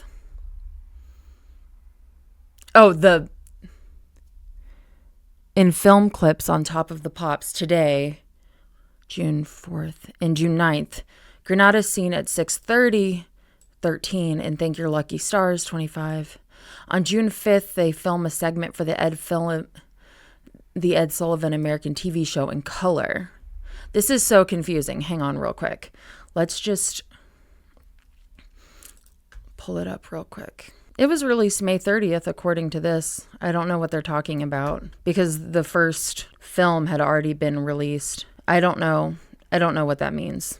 And frankly, I'm just not going to look into it right now. There's some confusion. I saw the June 9th thing in a different place as well. I don't really know. Let's talk about the videos. They're so well known. When I first started getting into the Beatles, it was one of the first it was the first non-Sullivan Show and Hello, Goodbye, and Hey Jude video that I had seen was Paperback Writer. And so it seemed like those are music videos that popped up a lot when I felt like I was seeing Beatles imagery. So first off, the Beatles submitted their promotional films to The Sullivan Show to run on June 6th with an intro done by Ringo with color transparencies of the Butcher cover covering their face. Hello, Ed. How are you? Hello, Ed. All right. Hello. Well, I'm sorry we can't be there in person, to do this show, but... His voice is so clear. Ugh, I love hearing them. So young and so energetic. All right. Well, I'm sorry we can't be there in person, to do this show, but everybody's busy these days with the washing and the cooking. And we hope you like it. And one's called Rain and one's called Paperback Writer. Ringo's so lovely. He just has not changed. They also sent in their promotional films to Ready, Steady, Go, which ran on June 3rd, and Thank Your Lucky Stars on June 25th. They played live on Top of the Pops on June 16th, and that footage was famously lost due to BBC regularly wiping their archives. However, thankfully, mercifully, a fan unearthed 92 seconds in 2019, which we will briefly look at today. And from New Musical Express, June 17th issue, Beatles' 11th hour Yes to live Top Pops TV. The Beatles were last night, Thursday, making a surprise live TV appearance on BBC One's Top of the Pops. They were singing both sides of their new single, which enters this week in Emmy chart at number 2. It was the first time they've appeared live on TV since they were in ABC's Blackpool Night Out in July 1965. Brian Epstein explained to NME on Wednesday. On Monday, Top of the Pops producers Johnny Stewart wrote me a letter saying that although he had scheduled a Beatles film clip for the program, there had been an unprecedented demand for them to appear live in the show, and they would not reconsider their decision not to. And would they reconsider their decision not to? This is insane, by the way, as a newspaper journalist and an editor. The change in font size here. Change in font bold, like the weight and headlines in New US Beatles top charts, that's normal, right? In the Manfred Man here over here, that's normal as well. But where it starts out here we go. It starts out this size here, and then it goes smaller here, and then smaller, and then smaller again and again. Very bizarre. That is so weird. I don't like it at all. Okay, back to just me. I put it to the boys late on Tuesday, and they said yes. On Wednesday, the Beatles had completed 13 of 14 tracks for their next British LP, and by this weekend, the album will be finished for a late summer release. A new Beatles LP had been issued in America featuring 3 tracks from their latest recording sessions. Some others previously issued in Britain, but not in America, and the remainder from past singles. Following complaints, a color sleeve in which the album was issued showing the Beatles draped with raw meat as featured in their NME advertisement on June 3rd was withdrawn and a new cover hurriedly prepared. And then in new US chart, Beatles top. The Beatles' Paperback Writer shot up 15 places and takes over the #1 spot from Rolling Stones in next week's Hot 100 published by Billboard. Cable's June Harris. The flip side, Rain moves up 13 places to number 29. The Stones' Paint It Black drops to number 3.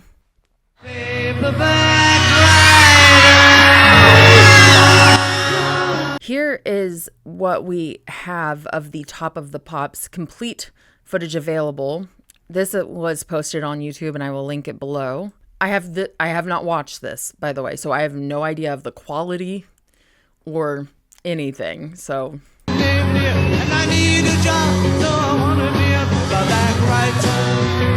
this is still fun. I think that the mix is okay.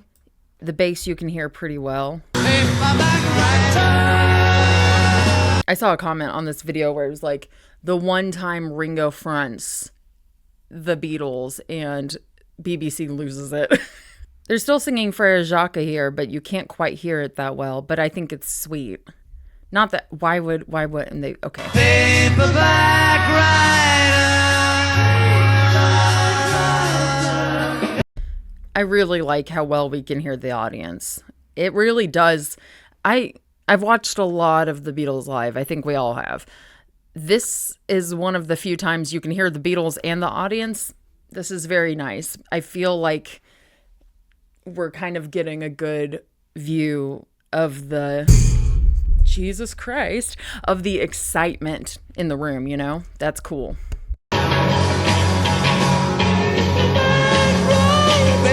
Here's Ringo talking about making the Paperback Writer films. This is from the Anthology book. He says, the idea of making promotional films for Paperback Writer and Rain was that we didn't have to go out. We felt it was a great idea to send the film out there. I don't think we even thought of calling them videos. They were just going to be on TV. It was really exciting with Rain, with Klaus Vormann, who did that whole setup. It was a lot of fun.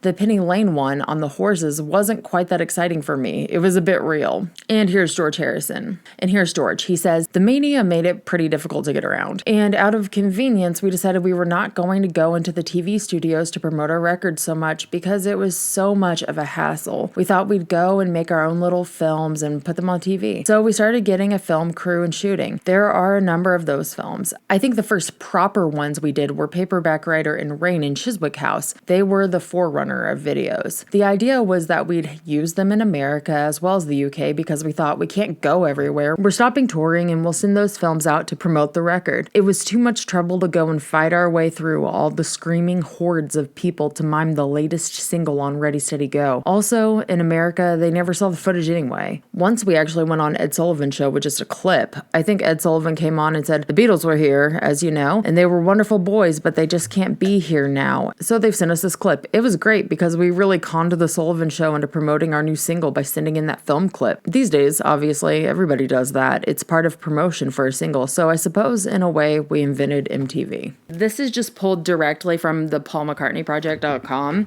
but it goes into more information on the video. So I'm going to read directly from it. Just, forgive my laziness here. In May 1966, the Beatles were unwilling to appear on television to promote their upcoming new single, Paperback Writer Rain. Instead, they took part in a 2-day shoot directed by Michael Lindsay Hogg and produced by Tony Bramwell, which resulted in 7 promotional films for the 2 songs. On the first day, May 19th, 1966, the Beatles filmed color versions of Rain and Paperback Writer at EMI Studio 1 in Abbey Road for the Ed Sullivan Show in the US and black and white versions for the UK television. On the second day, May 20th, the Beatles and the film crew relocated to Chiswick House, where they used the lawns, trees, statues, and greenhouses of the vast gardens as settings to film additional versions of Rain and Paperback Writer. Although both versions were captured on film and in color, they were broadcasted on UK television in black and white. From the same issue, look out for new Spoonful sound. A good week indeed for the British here, with 2 outstanding weekend memories, the Beatles' first ever appearance color on TV, and the Troggs' explosion on Los Angeles radio. Lennon and his friends looked magnificent on the Ed Sullivan Show, and I thought Ringo's little speech of introduction was charming. The notable change from earlier TV performances was the informality of their appearance and style, and ruthlessness of the close-ups. Don came through very well, and he seemed to be in marvelous physical condition, and his bird glasses concealed whatever tribulations he had recently heaped on his eyes. George got the worst of the time allocation on camera. We saw him only in profile. Ringo was just Ringo, and that is good enough for me. He is changeless and delightful. Paul's chipped tooth suffered merciless camera exposure, and he appeared to have a badly bruised mouth. I don't think it was his day at all. It's funny knowing that they're miming, that they're lip syncing, and just not giving a shit. Like, I know that I'm going to be listening to this song a bunch of times today. Fine, whatever. I still just love looking at them. I love the energy. And I know I've explained this a bazillion times, that I,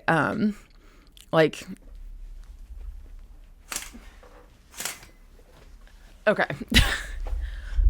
I'm not particularly attracted to the Beatles. Sexuality is a weird thing with me. I know that I see them and I'm like, yes, you are attractive. But I'm not one of the fans that has like a major crush on the Beatles. So when I say I just like looking at them, I just like looking at Patty Boyd, right? I just like watching. They're just so infectious is what I mean. Perhaps it's because of what we see in today, 2025 HD. I don't really think that Paul's lip is super noticeable, but, you know, that's just me.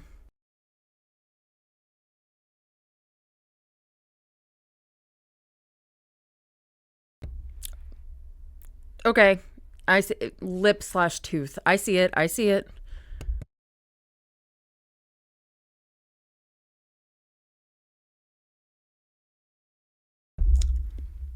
Super noticeable there. Hang on. Scooch back.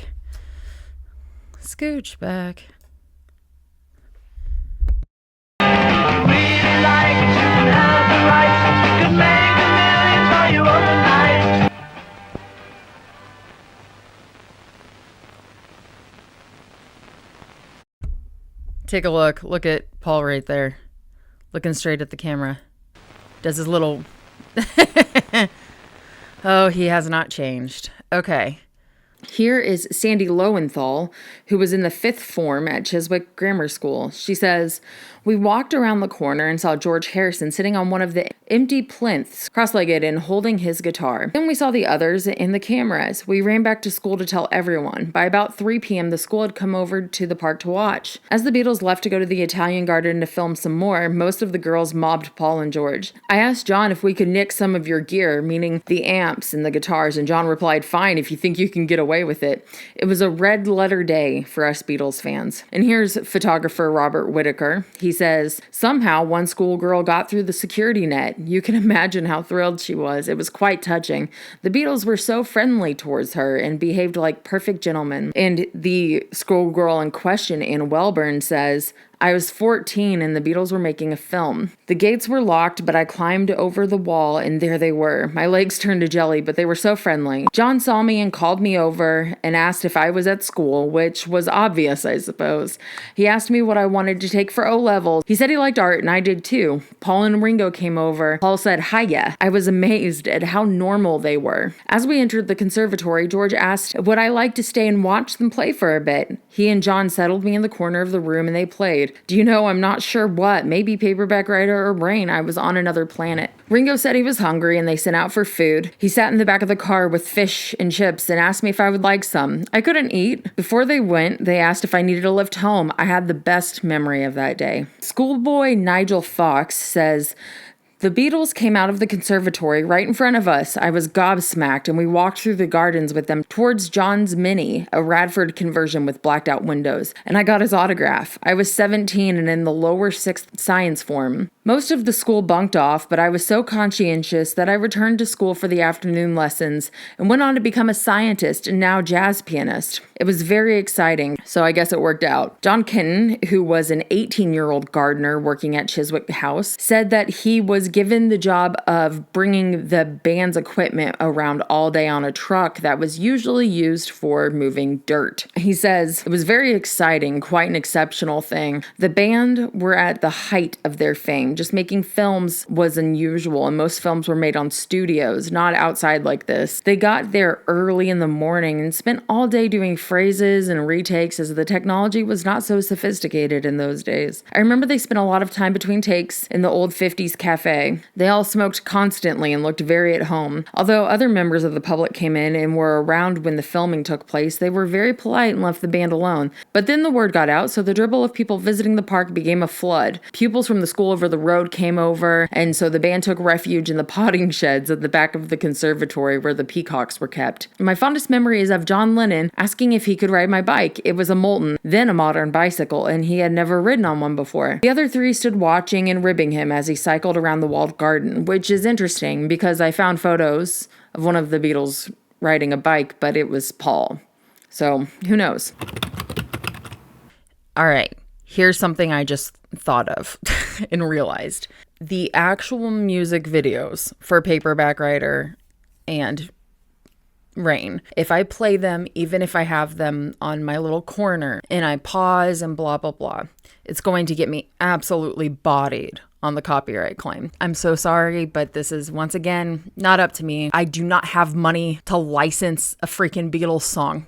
We will just listen to the music now and react. If you're new here, you might not know the drill, but in order to please Content Daddy, I have to cut in very often, and I'm only able to play about 3 to 5 seconds straight of music. That is not my fault. Please take it up with YouTube. So what's going to happen is I'm going to have readings regarding the songs, and I'll just have clips cut in where I'm listening to music, my reactions, etc., etc., etc. If I could play all the music, I would. But if you want all the music, you can support me on Patreon. It's patreon.com/AlarsLand. Now let's get into the music.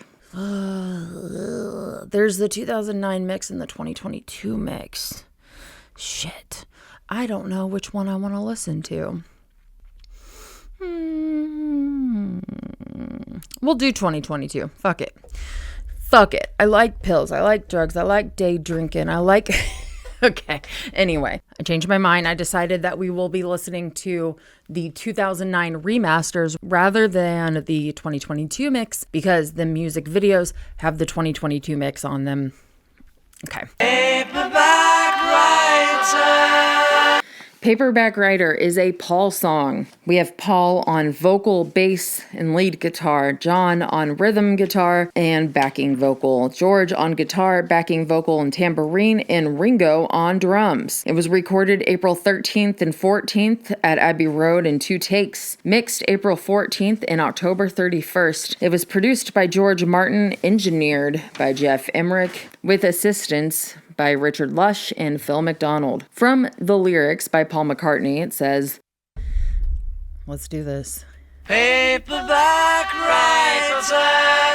The truth of it is that we just discovered pot, and just as had been promised on the label, it expanded our minds. Things opened up and we realized that it just didn't have to be thank you, girl, from me to you, she loves you. It didn't have to be that simple anymore. We were on the lookout for that kind of subject that hadn't really been the stuff popular song. The realization coincided with the fact that I was now bumping into writers on the cocktail circuit. Kingsley Amis, John Mortimer, Penelope Mortimer, Harold Pinter, to name a few. These were the very people I was reading, and the people I was reading about. When I was younger, I used to go to Phillipe, Son and Nephew, our local bookstore in Liverpool. The London bookshops were almost as good as the guitar shops, and there was so much to discover inside. I had this idea of being an aspiring writer, and I imagined writing a letter to the publishing company to extol my own virtues and try to sell myself.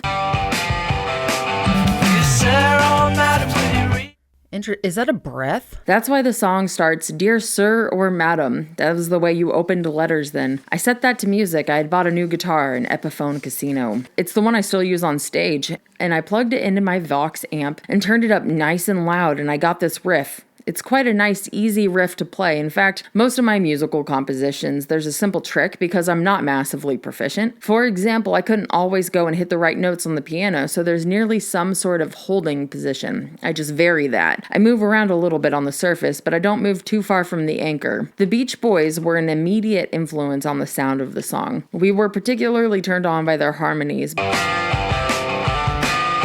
Yeah, that is for sure a breath. I don't mind it, but you can hear it. But much earlier, in fact, my dad had sat us down and taught my brother and me the basics of harmony. Long before the Beach Boys, the Everly Brothers had sung in harmony, so my brother and I did too. Yeah. We even performed at a Butlin's holiday camp talent competition. I was about 15 at the time, and we sang Bye Bye Love, which we had heard from the Everly Brothers. Didn't win, of course. We weren't talented enough for the Butlin's crowd. We may have taken a leaf or two from the Beach Boys harmony book, but we'd changed things up, like the naughty schoolboys we were. We would tell people we were singing dit dit dit dit, but our little smirks should have given away the fact that we were singing tit tit tit tit. We loved puns above all forms of wordplay. We loved the absurd. We loved the nonsensical, particularly the writings of Edward Lear, and that is why he is name-checked in Paperback Writer. I like this better than the mono version for the 2022 Super Deluxe, frankly. I like this. This is interesting and fucking weird. Like I said earlier, Geoff remembers that Paul comes into the studio and says, I just found our new single. This is what Paul remembers in the Anthology book. He says, I remember showing up at John's house with the idea for Paperback Writer because I had a long drive to get there, and I would often start thinking away and writing on my way out, and developed the whole idea on the car. I came in, had my bowl of cornflakes, and said, how's about if we write a letter? Dear Sir, Madam, next line, next paragraph, etc. I wrote it all out, and John said, yeah, that's good, and it just flowed. The echo is so cool. The echo is so cool. I should be talking about the instrumentation, but the vocal echo. This is from Barry Miles many years from now. He says, the single Paperback Writer was the fourth song recorded during the sessions for Revolver and fits perfectly between the two albums. It even has a nod to the Beach Boys' pet sounds and its complex vocal harmonies. Paul had the idea for the song while driving out to John's house, and he says stuff that we've kind of been through. How dirty is the man? I proceeded to write it just like a letter in front of him, occasionally rhyming it, and John, as I recall, just sat there and said, oh, that's it, yeah. I remember him, his amused smile, saying, yes, that's it, that'll do. Quite a nice moment. I've done right, I've done well. And then we went upstairs and put the melody to it. John and I sat down and finished it all up, but it was tilted towards me. The original idea was mine. I had no music, but it's just a little bluesy song, not a lot of melody. Then I had the idea to do the harmonies, and we arranged that in studio. And his clinging wife doesn't understand. And can we stop with the clinging wife? How dirty is this guy? How bad does he need to take a bath? And was it worse than you guys during Get Back? Because y'all have some answering to do. Disgusting. Sun is working for the Daily Mail. It's a steady job. Here's from John's Playboy interviews. So the Playboy author said, Paperback Writer. And John said, Paperback Writer is a son of Day Tripper, but it is Paul's song. They say, son of Day Tripper, meaning a rock and roll song with a guitar lick on a fuzzy, loud guitar. These harmonies are great. Honestly, you guys are eating good with this single release. A and B side. Both of these are pretty crazy. What was that, a cough? What is that? Okay, whatever. Ken Womack says, Martin later referred to Lennon, McCartney, and Harrison's complex harmonies at the beginning of Paperback Writer as contractual statements from the backing voices. No one had really done that before. Bass is killing it for me. And I love the Frere Jacques. I really do. I think it sounds great. I don't know how George Martin missed it. I just think it's great. I don't know why they picked it. It just sounds so good. He would also cite their inspiration, moreover, as being the Beach Boys' latest single, Sloop John B., which was just beginning to make a splash on the British airwaves at the time, which we're going to listen to. We'll have a little bits here and there. Paperback Writer! Choosing to do that was a Beach Boys inspiration, and that is great. Bravissimo. Like, very good choice. Discerning choice. Smart boys. Here's Ian Macdonald in Revolution in the Head. He says, displaying the Beatles' cannabis-induced fascination with getting the maximum out of one chord, Paperback Writer offers a jokey lyric reflecting its eras of classless ambition, the generation of young meteors who in the mid-60s rose from provincial and working-class backgrounds to dazzle the heights of British fashion, film, and print. Beyond this social observation, any potential poignancy is sacrificed to excitement, word games, and studio effects. In the end, this is a record less about its time and place than about pop records in early 1966. Intermittently glimpsed in the Beatles' music, swinging London was less interesting to them as visiting Northerners than it was to cynical locals like the Kinks and the Rolling Stones. Back Writer! That echo at the end of every chorus is so cool. I'm so glad that they chose to do that. It is so creepy.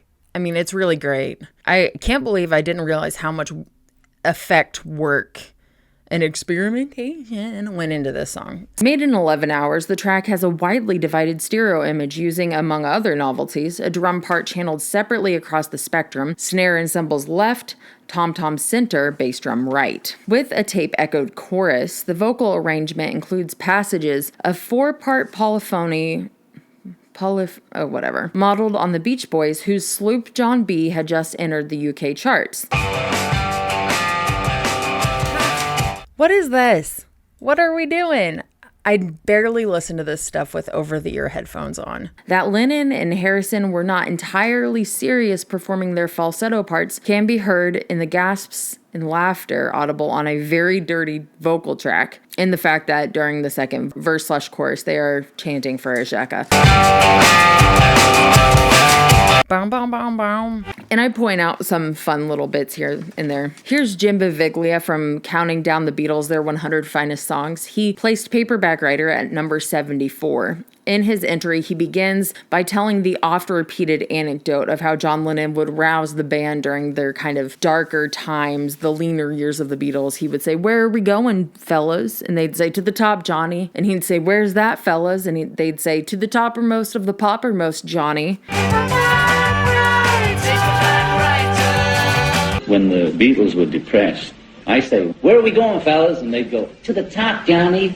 And I say, "Where's that, fellas?" And they say, "To the toppermost of the poppermost." And I say, "Right." And we'd all sort of cheer up. Beviglia asserts that those earlier, scrappier years of Hamburg and small UK tours kind of informed the storytelling behind Paperback Writer. In the way that he writes it, I can't really argue. He says, clearly those memories inform Paperback Writer, which depicts a guy with a desire for fame and fortune that seems to be a long shot gamble at the very best. The song is a long letter written from a would-be author to publisher asking them to consider his new novel. As anyone who has ever endured this process knows, it requires a combination of boasting, flattering, and groveling, which makes it difficult to keep one's dignity intact, which is exactly how I feel when I say please like, subscribe, comment, and join my Patreon. Anyway, he says, the self-debasement only makes rejection sting that much more if it arrives, which it does more often than not.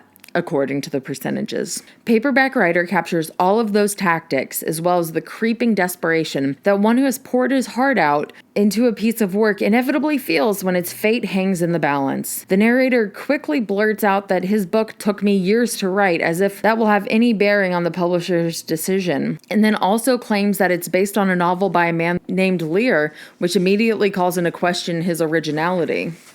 The second verse spouts out the cliches that seem lifted from the hackiest book jacket, although he gets points for including a character wanting to be a writer as well, showing a little self-reflexivity well before it was popular.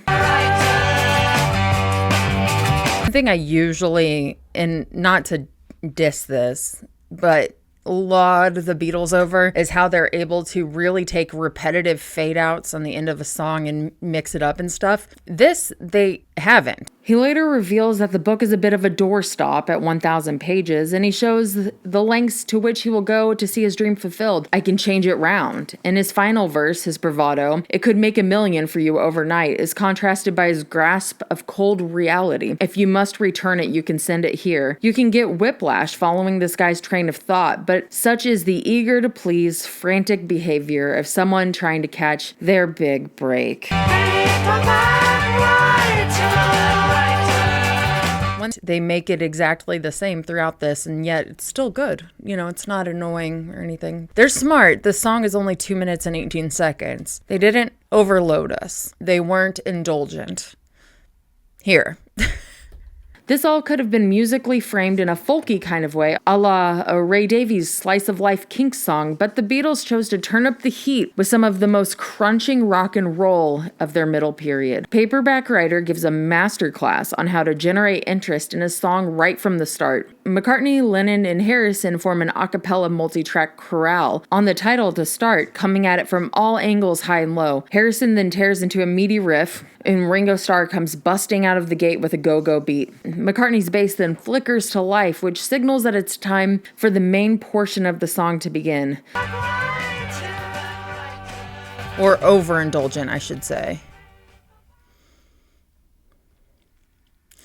I don't know what you guys want me to tell you. These are good songs. They're good songs, Brent. They're good songs.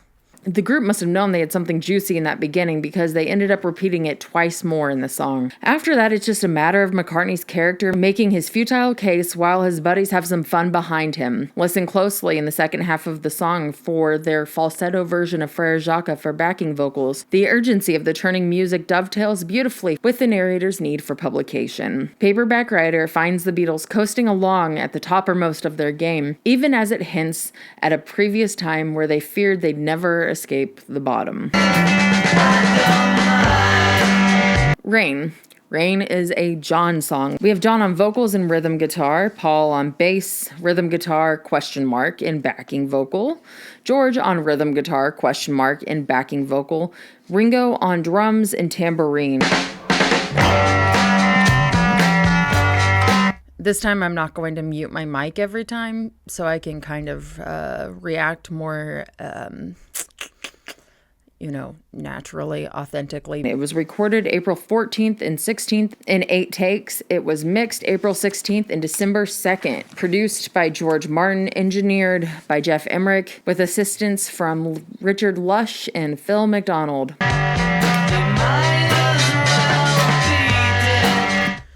It doesn't sound slowed down, you know what I mean? Even after listening to the actual speed, the take 5 actual speed, it sounds so I don't want to say natural because that's not what I mean, but it sounds so correct. Correct. Lemonade is a choice. I don't think of anyone in Britain drinking lemonade. Do people in Britain drink lemonade? Is that a thing? I love lemonade. I should drink it more often. No, I shouldn't. It's full of sugar, but it is very tasty, is it not? Not a lot of nutritional benefit, but just very fun. To be honest, I really do like Rain. The song, but also the weather. I love Rain. Ken Womack says, Rain found its origins in Lennon's recent forays into the psychedelic experience, particularly Leary's philosophy of being. Whether you experience heaven or hell, Leary instructed his reader, remember that it is your mind which creates them. Avoid grasping the one or fleeing the other. Avoid imposing the ego on the experience. For John, Rain afforded him with the opportunity to espouse his personal belief in the inherent value of pure human experience. Not gonna lie, hang on real quick, pulling it up again. Something about the tambourine is so fun for me. I like it a lot. And I know the drums are just so special in this song, obviously, but the tambourine really sets it off, at least certainly in this mix. I felt it in the mono mix when we listened to in the super deluxe mono mix, but this one especially, in a good way. It doesn't take away from anything, but it's very fun. The combination of this is amazing. The harmony, the effects on the vocals. This is from the Playboy interviews. They say, Rain. John says, that's me again. With the first backward tape on any record anywhere. Before Hendrix, before The Who, before any fucker. Maybe there was that record about They're Coming to Take Me Away, haha. Maybe that came out before Rain, but it's not the same thing. I got home from the studio and I was stoned out of my mind on marijuana, and as I usually do, I'd listen to what I'd recorded that day. Somehow I got it on backwards and I sat there, transfixed with the earphones on with a big hash joint, and I ran it in the next day and said, I know what to do with it. I know, listen to this. So I made them all play it backwards. The fade is actually me singing backwards with the guitars going backwards. That one was a gift of God, of Jah, or Yah, I don't know. Actually, the god of marijuana. So Yah gave me that. And the underneath just make it so fucking weird. But not really. It doesn't sound that weird when listening to it, trying to dissect it. One realizes, oh, that is kind of weird. That is kind of but it's cool. It's just really neat. Ringo says, the drumming on Rain stands out for me because I feel as though that was someone else playing. I was possessed. Paul says, I don't think Rain was just John's. We sat down and wrote it together. I think it was John's vocal and John's feel on the song, but what gave it its character was collaboration. I think it's all too easily said. It's a John song. It's a Paul song. Paul does ballads. John does rockers. John's the hard one. Paul's the soft one. That's a fallacy. There were certain songs that were very much mine and others that were definitely collaborations with John, where we'd actually sit down and spend 3 hours. Then there were ones that were very much John's. I think roughly it splits somewhere down the middle. On Rain, I remember we couldn't get a backing track and we decided to play it fast and slow it down, which is why it's so goo-goo god and plotty. I don't know what that means. We had to play it fast and accurately, but I don't think that was John's idea. I don't remember whose it was, but it was very collaborative.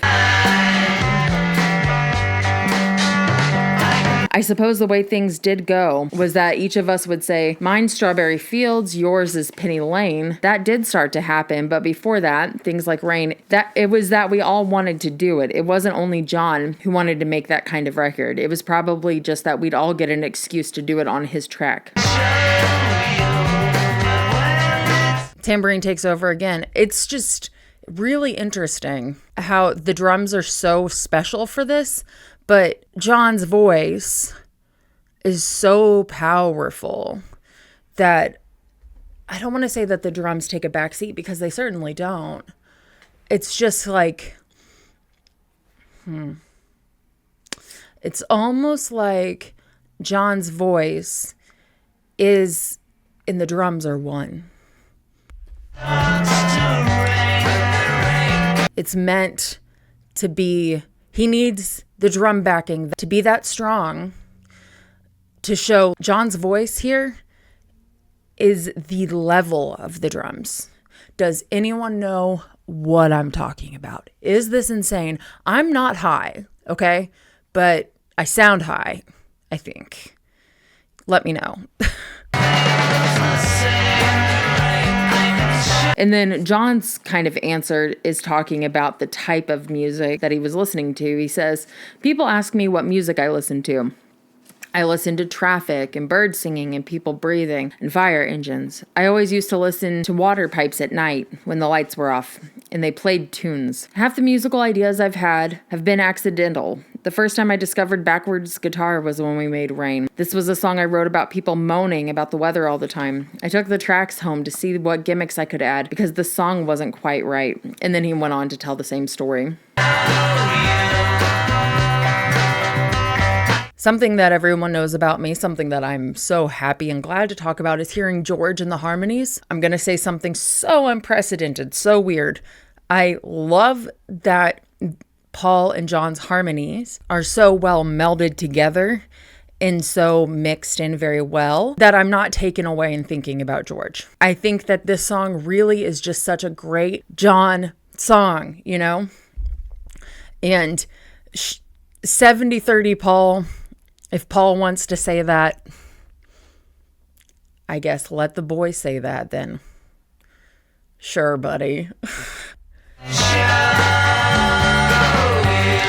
And from Barry Miles, this is where Paul says that Rain was a co-effort, leaning slightly towards John. I don't think he brought the original idea. Just when we sat down to write, he kicked it off. Songs have traditionally treated rain as a bad thing, and what we got onto is that it's no bad thing. There's no greater feeling than the rain dripping down your back. The most interesting thing about it wasn't the writing, which was tilted 70-30 to John, but the recording of it. Rain was recorded April 4th, 1966, which is what this says here, but I have different information, as you've already heard. You know what? I take that back because the bass bit, I'm sure, is all Paul, and it takes such a big part of the song that maybe it could take 30%. I don't know. Does it matter? They played the backing track faster than normal and then slowed the whole thing down so that it dropped a tone, making the bass very low and the drums very heavy. Paul said, the drums became a giant drum kit. If you slow down a footstep, it becomes a giant's footstep. It adds a few tons to the weight of the person. So we got a big, ponderous, thunderous backing, and then we worked on top of that as normal so that it didn't sound like a slowed down thing. It just had a big, ominous noise to it. It was nice. I really enjoyed that one. Ringo said, I think I just played amazing. It was into the snare and the hi-hat. I think it was the first time I used this trick of starting a break by hitting the hi-hat first, instead of going directly to a drum off the hi-hat.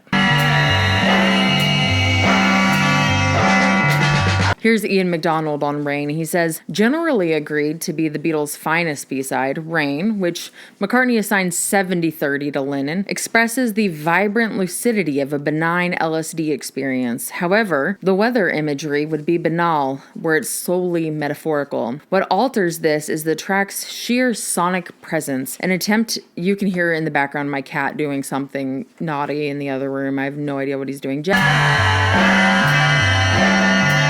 what's up, bud? Jack. Hey, what you doing? He's not gonna come.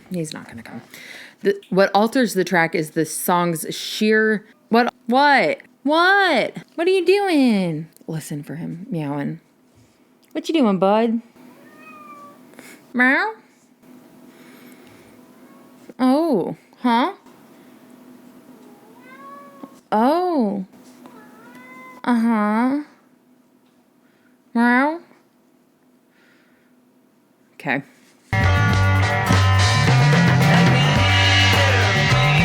What alters this is the track's sheer sonic presence, an attempt to convey the lustrous weight of the world as it can appear to those under the drug's influence. Hi, buddy. The songs Rain and Sun are physical phenomena experienced in a conditioned heightened consciousness, as the record portraying a state of mind in which one is peacefully at home in an integrated universe, as distinct from those who only see disparate elements to be manipulated or feared. As such, Rain is the first pop song to draw an us and them line between the children of Leary's psychedelic revolution and the supposedly unknowing materialism of the parental culture. Here, the post-war generation gap acquires a philosophical significance which would soon seize the imagination of the Western youth. The spiritual revolt against the constraints of the cultural form and social formality. The hippie movement had been proclaimed at the Trips Festival in San Francisco 3 months before the Beatles went into Abbey Road to begin Revolver. Hippies, as psychedelic descendants of the free speech /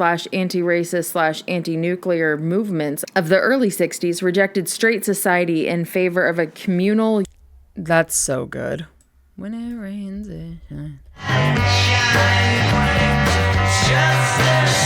Utopia, in which sex was free, intellect, the head distrusted, and peaceful self-determination valued above all. LSD inspired, the movement's underlying ideal was a return to Eden, a regaining of the unprejudiced vision of the child. While a similar vision is displayed in Rain, what it redeems and Lennon's later Child's Eye View songs is its acerbic quality. There is nothing innocent here, and the observing eye is critical. The song's chanting phrases verge on a sneer. Can you hear me? The Beatles created the sense of weight and depth they achieved in Rain by recording the basic track at a faster tempo than slowing it down, probably by a tone, so as to alter the frequencies of the instruments. The result of 16 hours of careful bouncing down and overdubbing, this clangorously saturated texture resonates around McCartney's bass, mixed large and played high in the style he had begun to explore in the final tracks for Rubber Soul. Above this, variegated and multi-tracked vocals clash symbolically as the guitars ring out C major against an unyielding G, a variation of the similar effect in If I Needed Someone. The drone-like pull of G throughout the track shows the growing influence of Indian classical style in the Beatles' music of 1966. Confirmed by exotic melisma in the bass part and chorus vocals. Instrumentally, the twin focuses of Rain are Starr's superb soloistic drumming, which he reckons is his best recorded performance, and McCartney's high-register bass, sometimes so inventive that it threatens to overwhelm the track. With its density of sound and intuitive playing, Rain is a cross between clipped discipline of pop and the heavily amplified, improvisatory sound of rock, a genre in which, in step with the acid counterculture, emerged in 1967-68.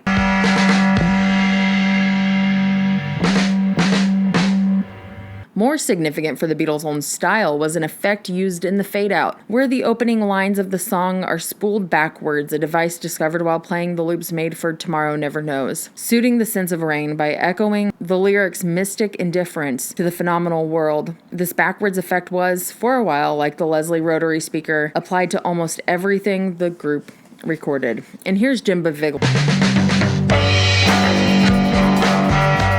who placed Rain at number 30 for the Beatles. He said, 1967 is often considered the height of the Beatles' psychedelic period, but in actuality, they had moved on from that kind of sound somewhat, although songs like Strawberry Fields Forever and Lucy in the Sky with Diamonds would still cling to the backward sound effects, jangly guitars, and ethereal vocals. Most of the music the group released in that magical year, while experimental and forward-looking, relied on sounds a bit more traditional, even antiquated, on songs like When I'm 64 and Your Mother Should Know. In fact, 1966 was when the Beatles really adopted psychedelia most fearlessly. It was all over their landmark 1966 album Revolver, and even made its way to the B-side of their single that preceded the album. Backing up Paperback Writer, Rain featured the group creating surreal sounds via their usual rock instrumentation and some studio affectation. John Lennon assists with one of his most blissed-out vocals, singing as though he's floating on a cloud, directing the rain celebrated in the song To Fall. The lyrics are all about perception trumping reality. Can you hear me? That when it rains, it shines. It's just a state of mind, Lennon asked, his voice sounding as if he's on another, more peaceful plane of existence. I can show you, he promises, and you can't help but believe him. So striking is the wisdom in his voice as he drags along. How long did people try to figure out what he was saying? Rain would have been an interesting acoustic little ditty if the Beatles had taken it that direction, but there's no doubt that the track they constructed elevated the song considerably. Another example of their wizardry in the studio paying huge dividends. The group played the song at a faster tempo than what you hear on record, then slowed it down after the fact, and this effect plays a great deal into the slightly off-kilter feel of the entire affair. Lennon's backward vocals in the outro doesn't hurt either. How long did people try to figure out what he was saying? How long did it take for people to be like, oh, that's backwards? Because it almost sounds like spare down memories or spare down some memories a little bit. It sounds more human than a lot of backward music that we hear now. It's, you know, it's your it's your from an and out day to boo. You know, it doesn't sound like that. It doesn't sound like, hang on. I'm a millennial through and through, baby.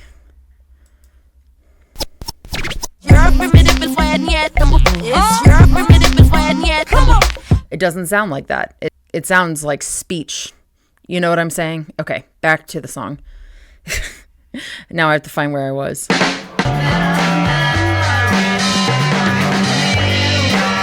Everything seems just a little stretched out, creating a wide canvas for the rhythm section to do its fantastic work. Paul McCartney's bass work is a marvel here. It essentially serves as the lead instrument, while the electric guitars unwind at the flanks of the song. The bass is front and center, pushing and pulling, rising and falling, as McCartney contrasts droning longer notes with flickering runs to keep the song light and heavy all at once. Ringo Starr has spoken often in interviews about how Rain featured his favorite bit of drumming while with the group, and that's an understandable judgment. Those drums are mic'd in such a way that they both snap and linger somehow, especially the snares, to which he goes heavily here. Like, spare down memories, bring it nearer then, near again, you know, something like that.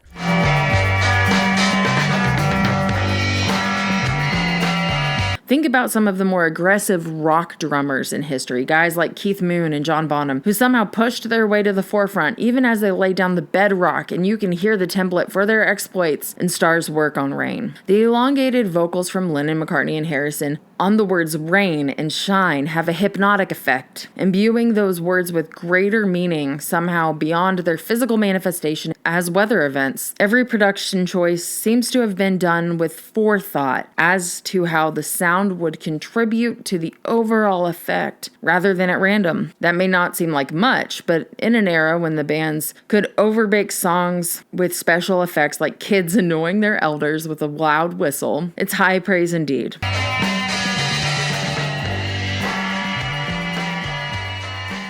And that seriously just sounds like Rain, you know? It's amazing to think of this daring, boundary-pushing song as a non-album B-side, but it just demonstrates exactly how prolific the group was in that period. It certainly paved the way for out-there recordings on Revolver like Love You Too and Tomorrow Never Knows. Rain captures the Beatles at their psychedelic peak as they propel listeners near that apex with every beautiful drop that falls.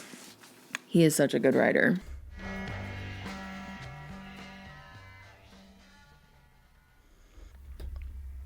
It's a good song. I don't know what else to say.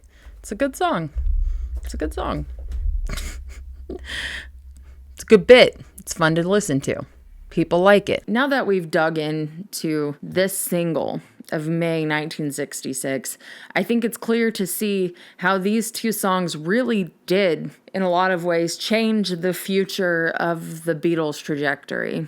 While they coincide or wrapped up, involved in Revolver, it's all kind of all in one place. It came out before Revolver, and the clapback of that came out before Revolver. The lackluster in comparison sales, the slow growth to number one, not hitting the algo, and the Beatles just not caring about that, still choosing to push it further in the direction of experimentation, shows that Paperback Writer and Rain, Forever Backwards, the weird sound contest, lays the landscape for the final chapter, the third act of the Beatles' music.